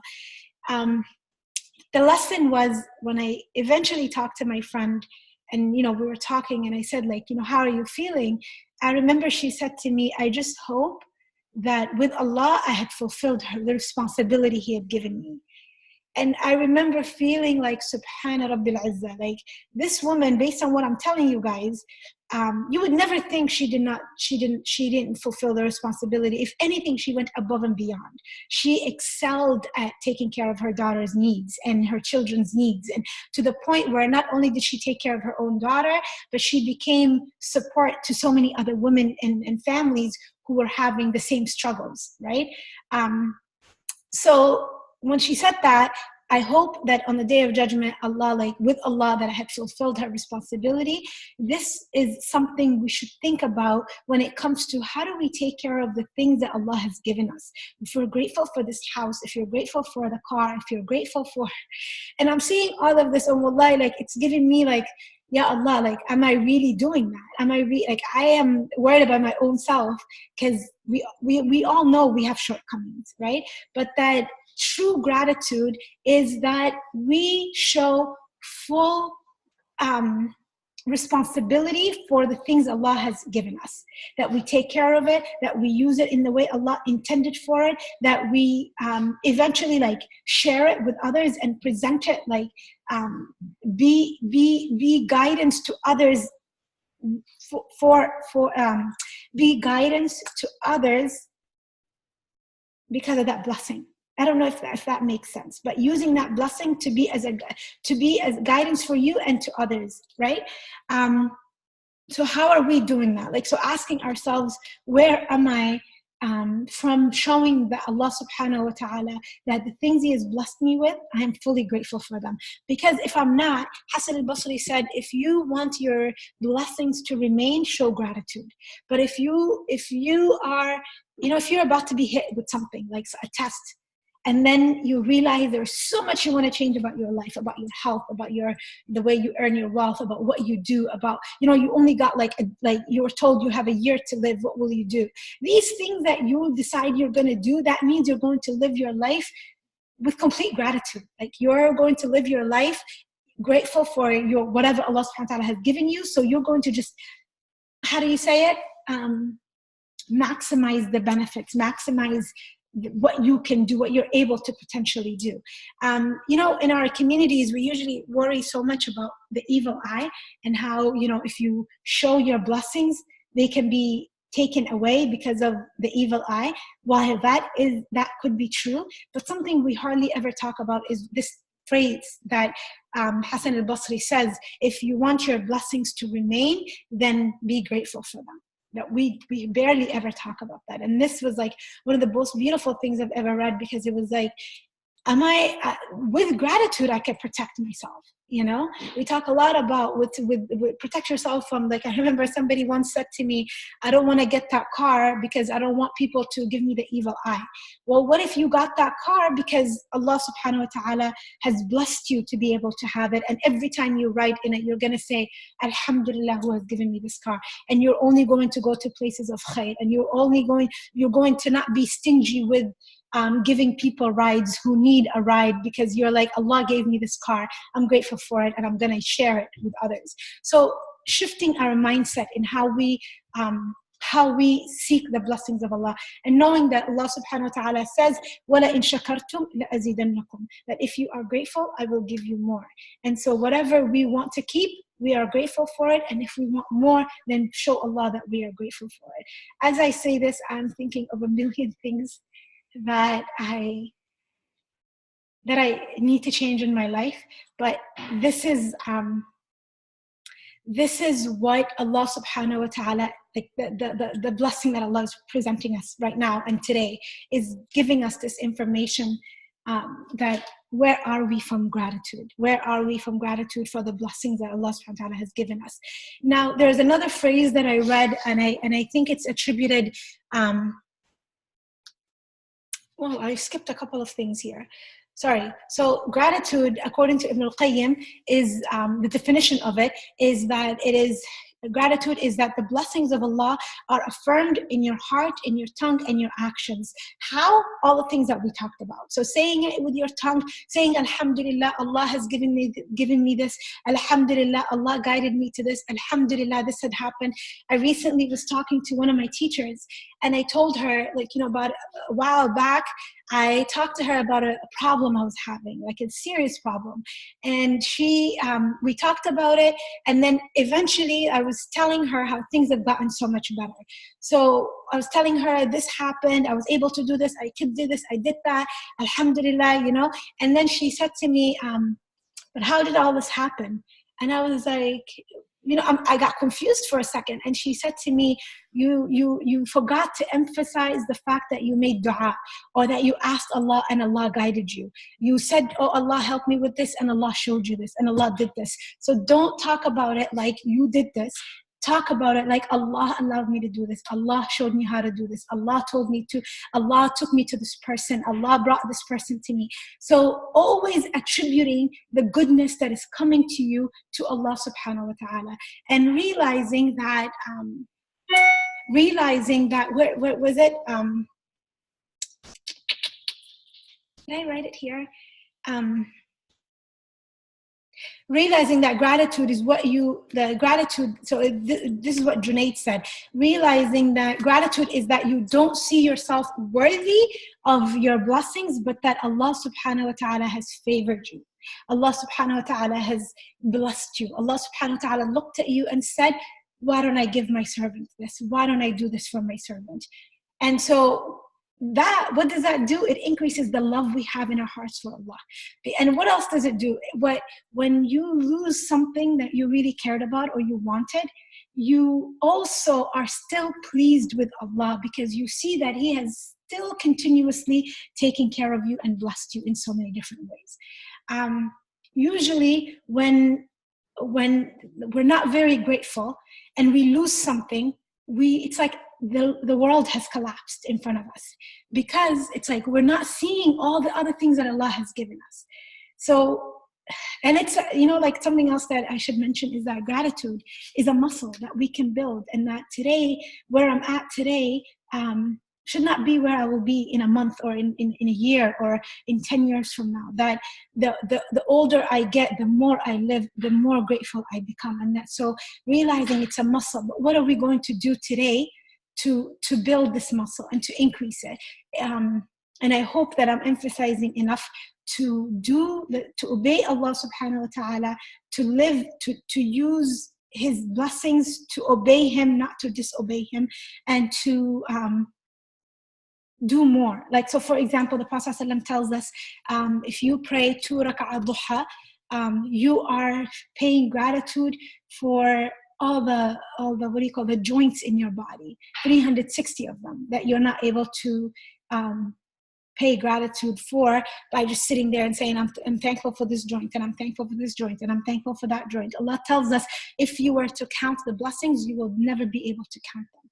What does that mean? That means there's so much, so don't busy yourself with counting them. Busy yourself by being grateful, by living a life of gratitude. Another phrase by a scholar named Abu Uthman, gratitude is realizing you can never be grateful enough. Now, there's a dua where the Prophet ﷺ used to say, Subhanaka la uhsi thana'an alayk, glory to you, or, like how perfect you are.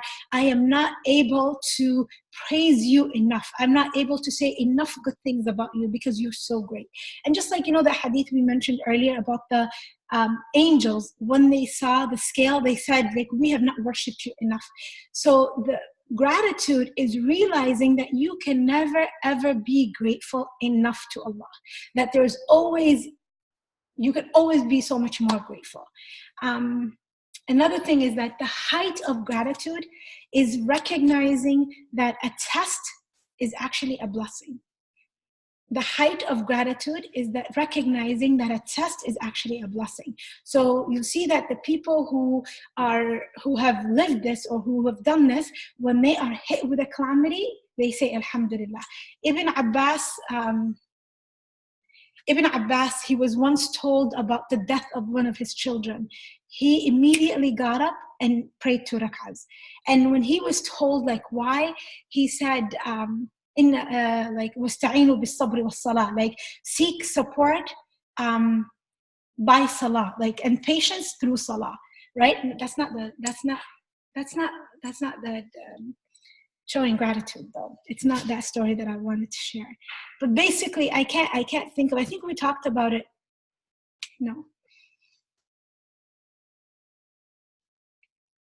It was Umar ibn Khattab, who something had happened to him, and he said, Alhamdulillah, the first thing, something happened, and this calamity happened to him, and then he said, Alhamdulillah, that it wasn't in my deen, Alhamdulillah, that Allah has guided me to be patient, so being grateful for what comes after this calamity shows that you have, you're patient, you are still being tested, but you're focusing on the fact that there's more coming from here. So that hadith where the Prophet ﷺ says, amazing is the affair of the believer. Nothing ever happens, if good happens to him, he is grateful. And if something bad happens to him, he is patient, right? Why are we patient? Because we know that eventually this is going to be good for us, that something good comes our way anyway, right? But when I'm focused on the difficulty by itself, and it's okay, sometimes like we're in pain, you know, like we're in pain, we're going to like experience the pain. It's fine, right? But those who have truly lived gratitude, who are truly grateful, they immediately see the blessing after the test, right? They lose a child and they immediately see Jannah, ya Allah, Jannah, ya Allah. You know what I mean? Not to say that, you know, that if you experience the pain, something is being taken away. No, it's just that if you are at that level of gratitude, you are, you experience the world differently. You experience difficulties differently, right? What else am I? Okay, this is the special one. Basically, where people, this I think, Wallahu ta'ala alam, is in Madarij al-Salikin by Ibn al-Qayyim. He talks about how there are two types of people. The general, the masses, they are grateful for the apparent blessings of Allah. They're grateful for their health, for their wealth, for their shelter, for, you know, the families, their children, everything Allah subhanahu wa ta'ala has given them, their work, the apparent things. But that there is the special people of Allah subhanahu wa ta'ala, the special people of gratitude, and these people are grateful for deeper things, like knowing Allah, the iman Allah has given them, the patience Allah had given them, the dua Allah had guided them to, the knowledge Allah had given them, the sweetness of worship Allah has given them. So these what they're grateful for are things that are far more meaningful. Right? So do we train ourselves to think of that, and this is what wallahi gives us to be in a place where we're content with Allah, we're content with our lives, is that things might not be going well for me. I might not have everything my heart desires. I might be in a place of suffering, yet I am in a place of complete contentment and gratitude to Allah. How do we get to that? Like, this is the example of Ayyub alayhi salam. He's in bed suffering for all these years, and everybody has left him his wealth, his money, his children, his family. People have shunned him to the point where he's now living with his wife alone, where they put their trash, where the community, where the city leaves their trash there, right? And yet he still feels like, I'm good. Allah subhanahu wa ta'ala, I'm good with Allah. You know, so it's that type of gratitude we're talking about. How do we get there? Wallahi, it's possible.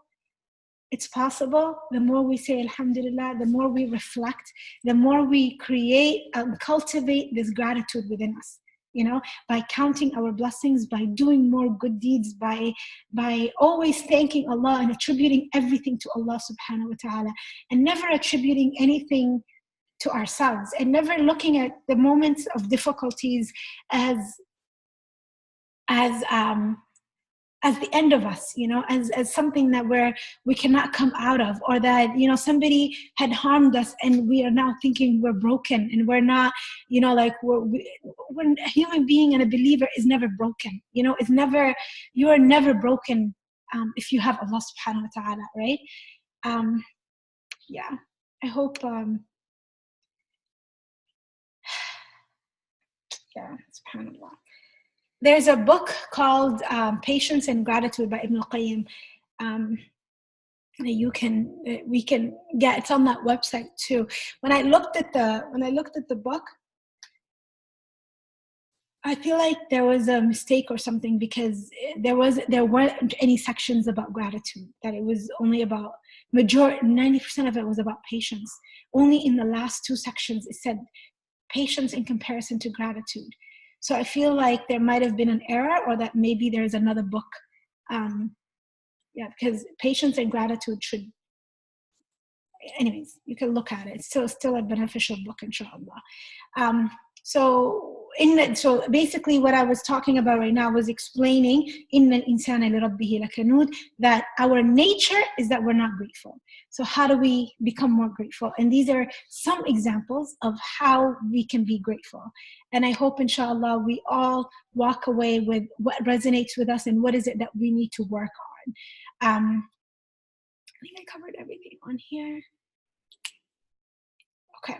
And then Allah subhanahu wa ta'ala says, وَإِنَّهُ عَلَى ذَلِكَ لَشَهِيدٌ. We said, who is he? Either Allah or the person himself. The next ayah, وَإِنَّهُ لَحُبُّ الْخَيْرِ لَشَدِيدٌ, shows that it probably is talking about the person. A person is well aware of his own shortcomings and personality flaws. The logical expectation is what then? To work on yourself. And this is where this surah is heading. It's like, work on yourself, fix yourself, fix your internals, become aware of your internal, like what's in the hearts, what's in the chest for you. وَإِنَّهُ لَحُبِّ الْخَيْرِ لَشَدِيدٌ. And he is indeed intense in his love for wealth and money. Allah subhanahu wa ta'ala also repeats this in Surat Al-Fajr. Like, human beings love money, we love wealth, we love blessings, right? We love everything good that we wanted our way, which is natural, right? It's natural. The Prophet ﷺ said in a hadith that the son of Adam, if he had 2 mountains of gold, he will want more. He will never be satisfied, and nothing will satisfy the son of Adam except for when the dust goes in his mouth. Meaning when they are dead and they are buried and they are in their grave and the dust goes in their mouth. This is the only time they will be content, and they'll be like, khalas, like now I'm in the hereafter. Shaykh Uthaymeen, he said this phrase: when people start to care so much about their physical comforts that that is bought with money, they neglect to care for their hearts, and this is the calamity. Now, why is this important?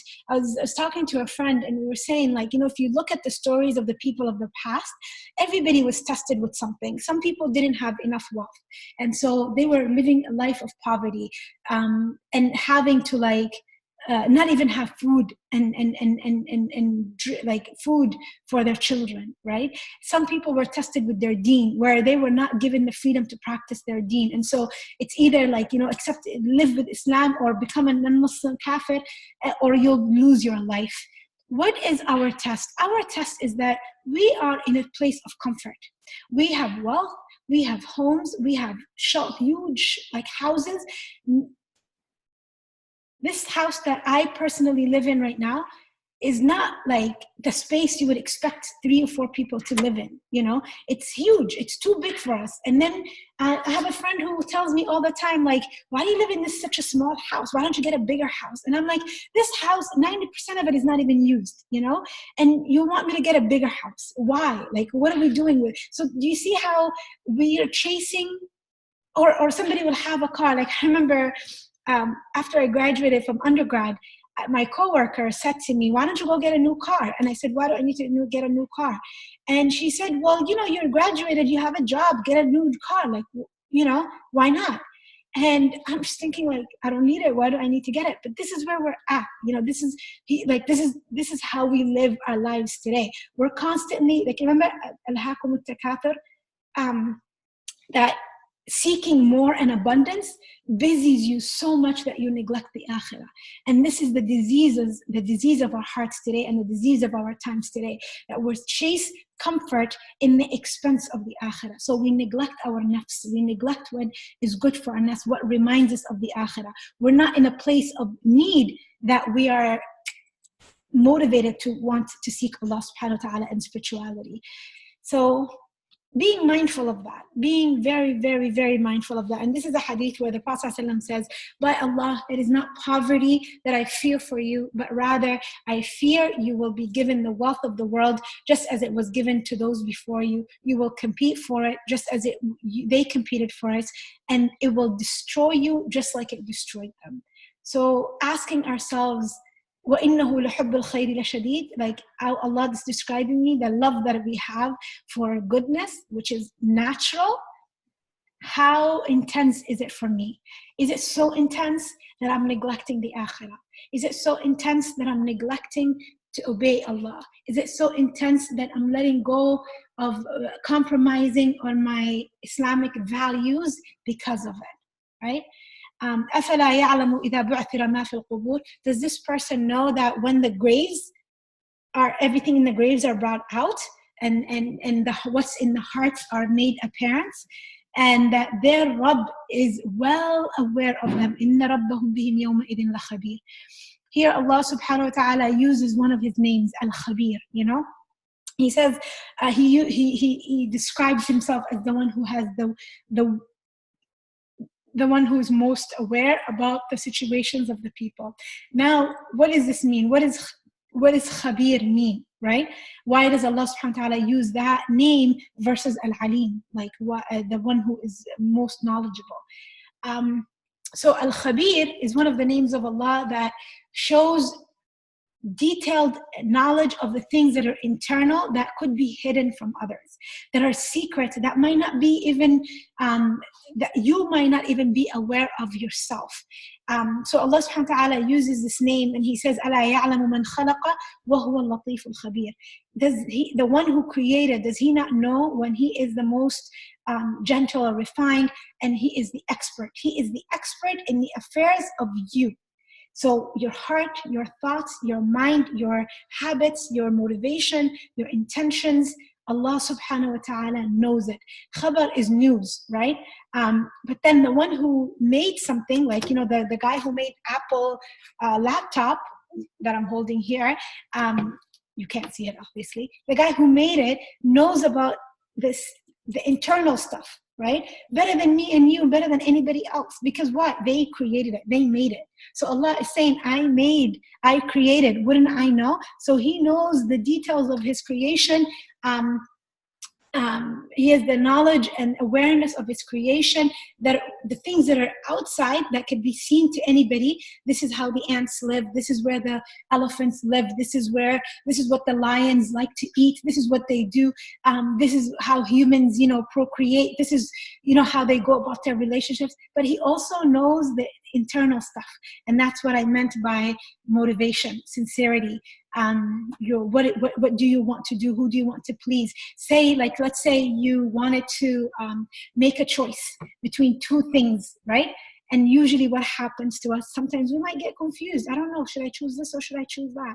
And so we pray istikhara, asking Allah, you know me better than I know myself, right? So guide me to what is best for me. When this is a decision that is concerning you, you don't even know what is actually best for you.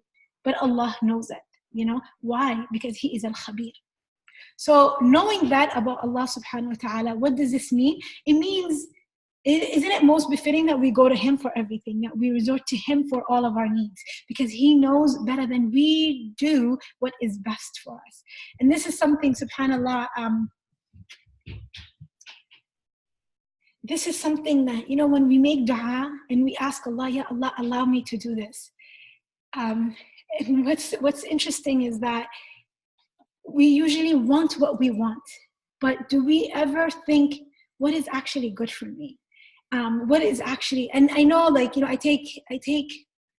I know that there is a place for making dua for what you want straight up. And there's a place where it's best to say, like, if this is good for me, because you don't actually know. And I remember there was somebody I was considering for marriage before I met my husband.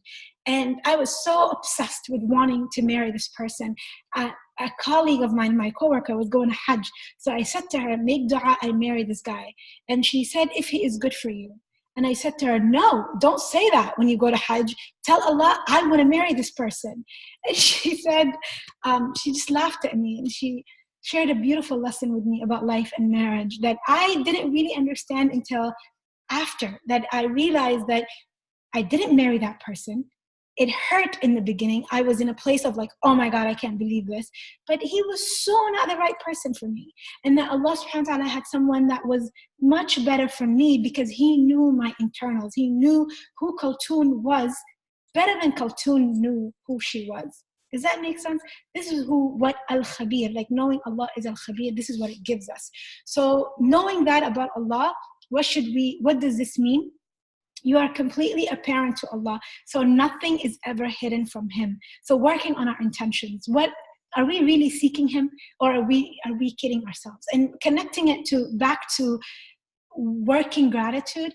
If I say I'm grateful, Allah sees my actions. So I cannot hide my true self from Allah subhanahu wa ta'ala. If I say I want to do khair, but I never do it, then Allah knows about it, right? And then the second thing is knowing that Allah knows me to that extent? Am I developing myself to know myself to that extent? And why is that important? It's important because Allah wants me to better my character. Like when we talk about gratitude and being ungrateful, that's a disease of the heart, or that's a worship of the heart. So being grateful is a worship of the heart. Being ungrateful is a disease of the heart, right? Allah wants me to fix it because it shows in my character. I'm not going to have good manners with people if I'm not a grateful person, right? So it impacts the way I am here, the way I am with Allah, and impacts the way I interact with people. Allah subhanahu wa ta'ala wants me to fix it by becoming aware of myself. He tells me He is the most aware. What does He want me to do to become aware of myself? What does it take to become aware of myself? What does it take to become aware of myself? There was a time I remember, and we will talk more about this in Surat Al-Shams and other surahs that talk about fixing character and fixing your nafs.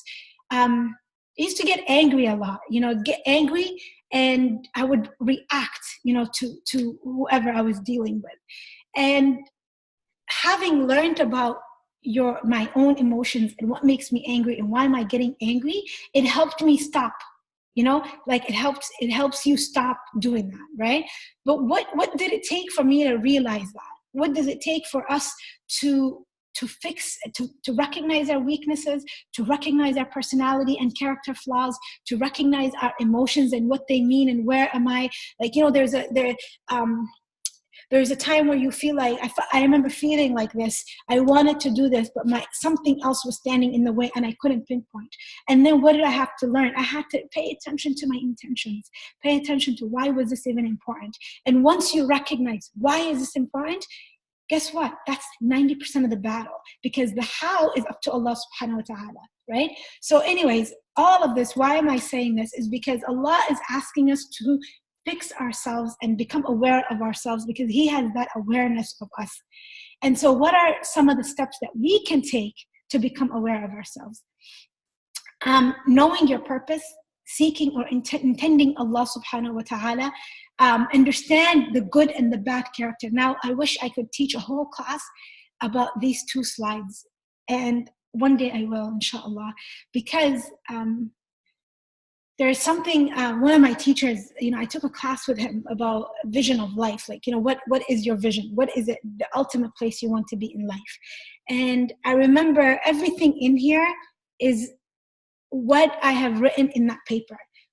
And it starts with, like, you have to have knowledge of who are you, where are you coming from, why are you doing this, who put you here, who are you worshiping, why are you worshiping Him, how are you going to worship Him, and what does Allah tell me about the successful people? What does He say about them in the Quran? And which ones do I want to seek? Which ones do I want to be?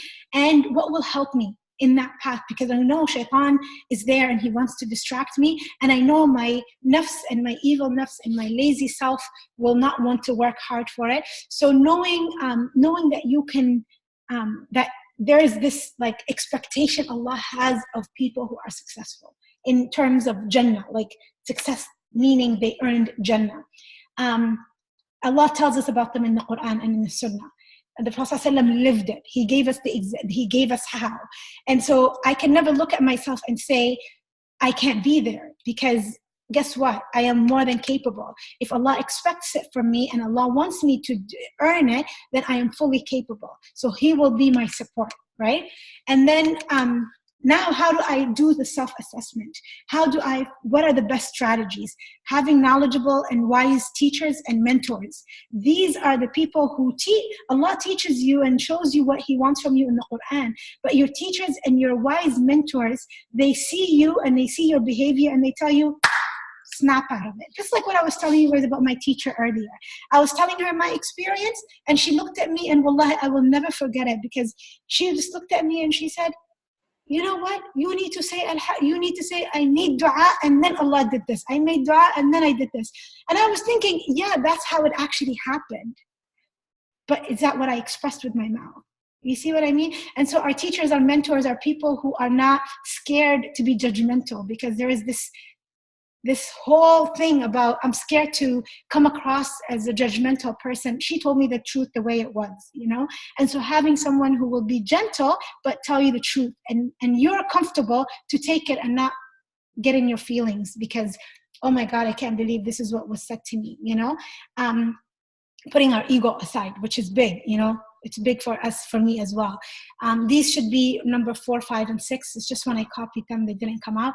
Renouncing your desires. Now, there's the desires that you could read this. I'm trying to like rush through the last 2 minutes just so that we can finish.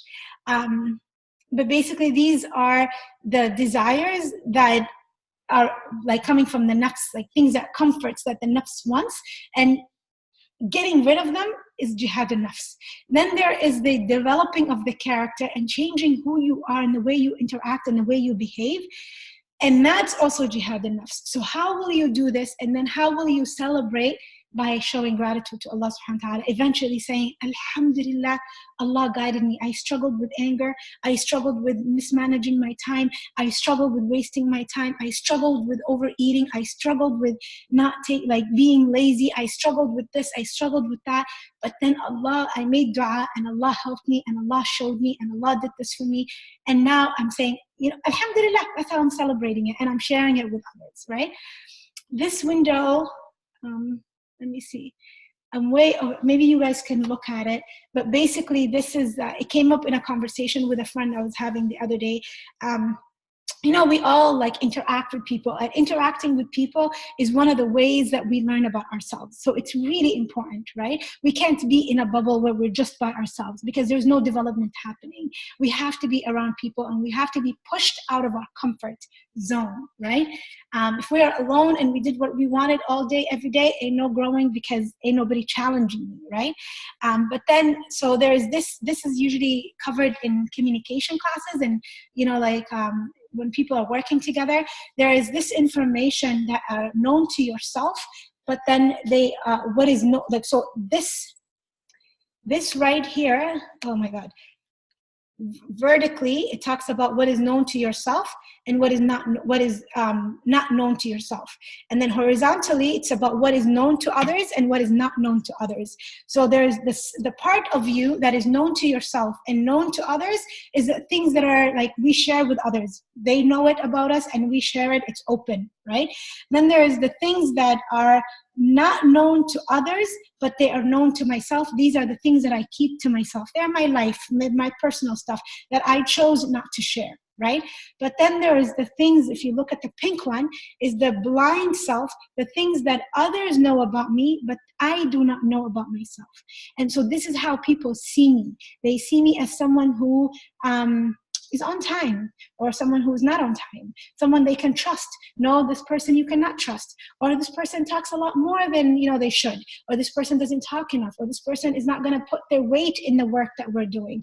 You know what I mean? Like they know, but they never tell you.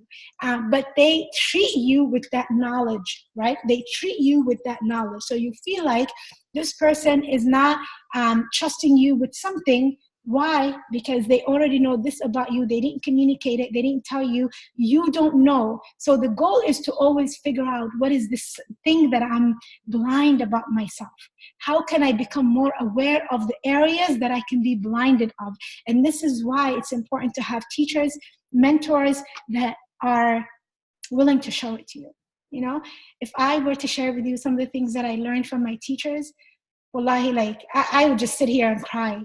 And I couldn't imagine, like, I'm so grateful that Allah subhanahu wa ta'ala had put some of them in my life, especially one of my teachers who, she's not gentle with her words, actually. She's not. Like, there was a day I just cried about what she said. But it was the most beneficial thing for my growth ever said to me, most beneficial thing that's ever been said to me about my growth.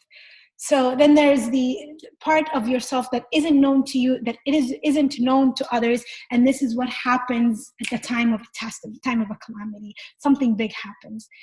I will leave you with this dua, since we're talking about our nafs and our hearts and we want to what is good for us. This dua, we're basically leaving it to Allah. We're saying, oh Allah, guide me to inspire me with what is good for me and protect me from the evil of my own self. I'm sorry I rushed through that.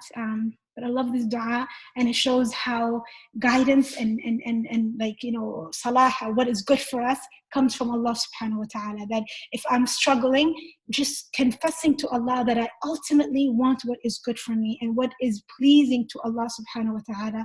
Wallahi, like I swear, and I say it from a place of like experience, is that Allah will reveal to us mountains of information about our own selves and how to fix it and how to get over it. And then the test will become, will you do it?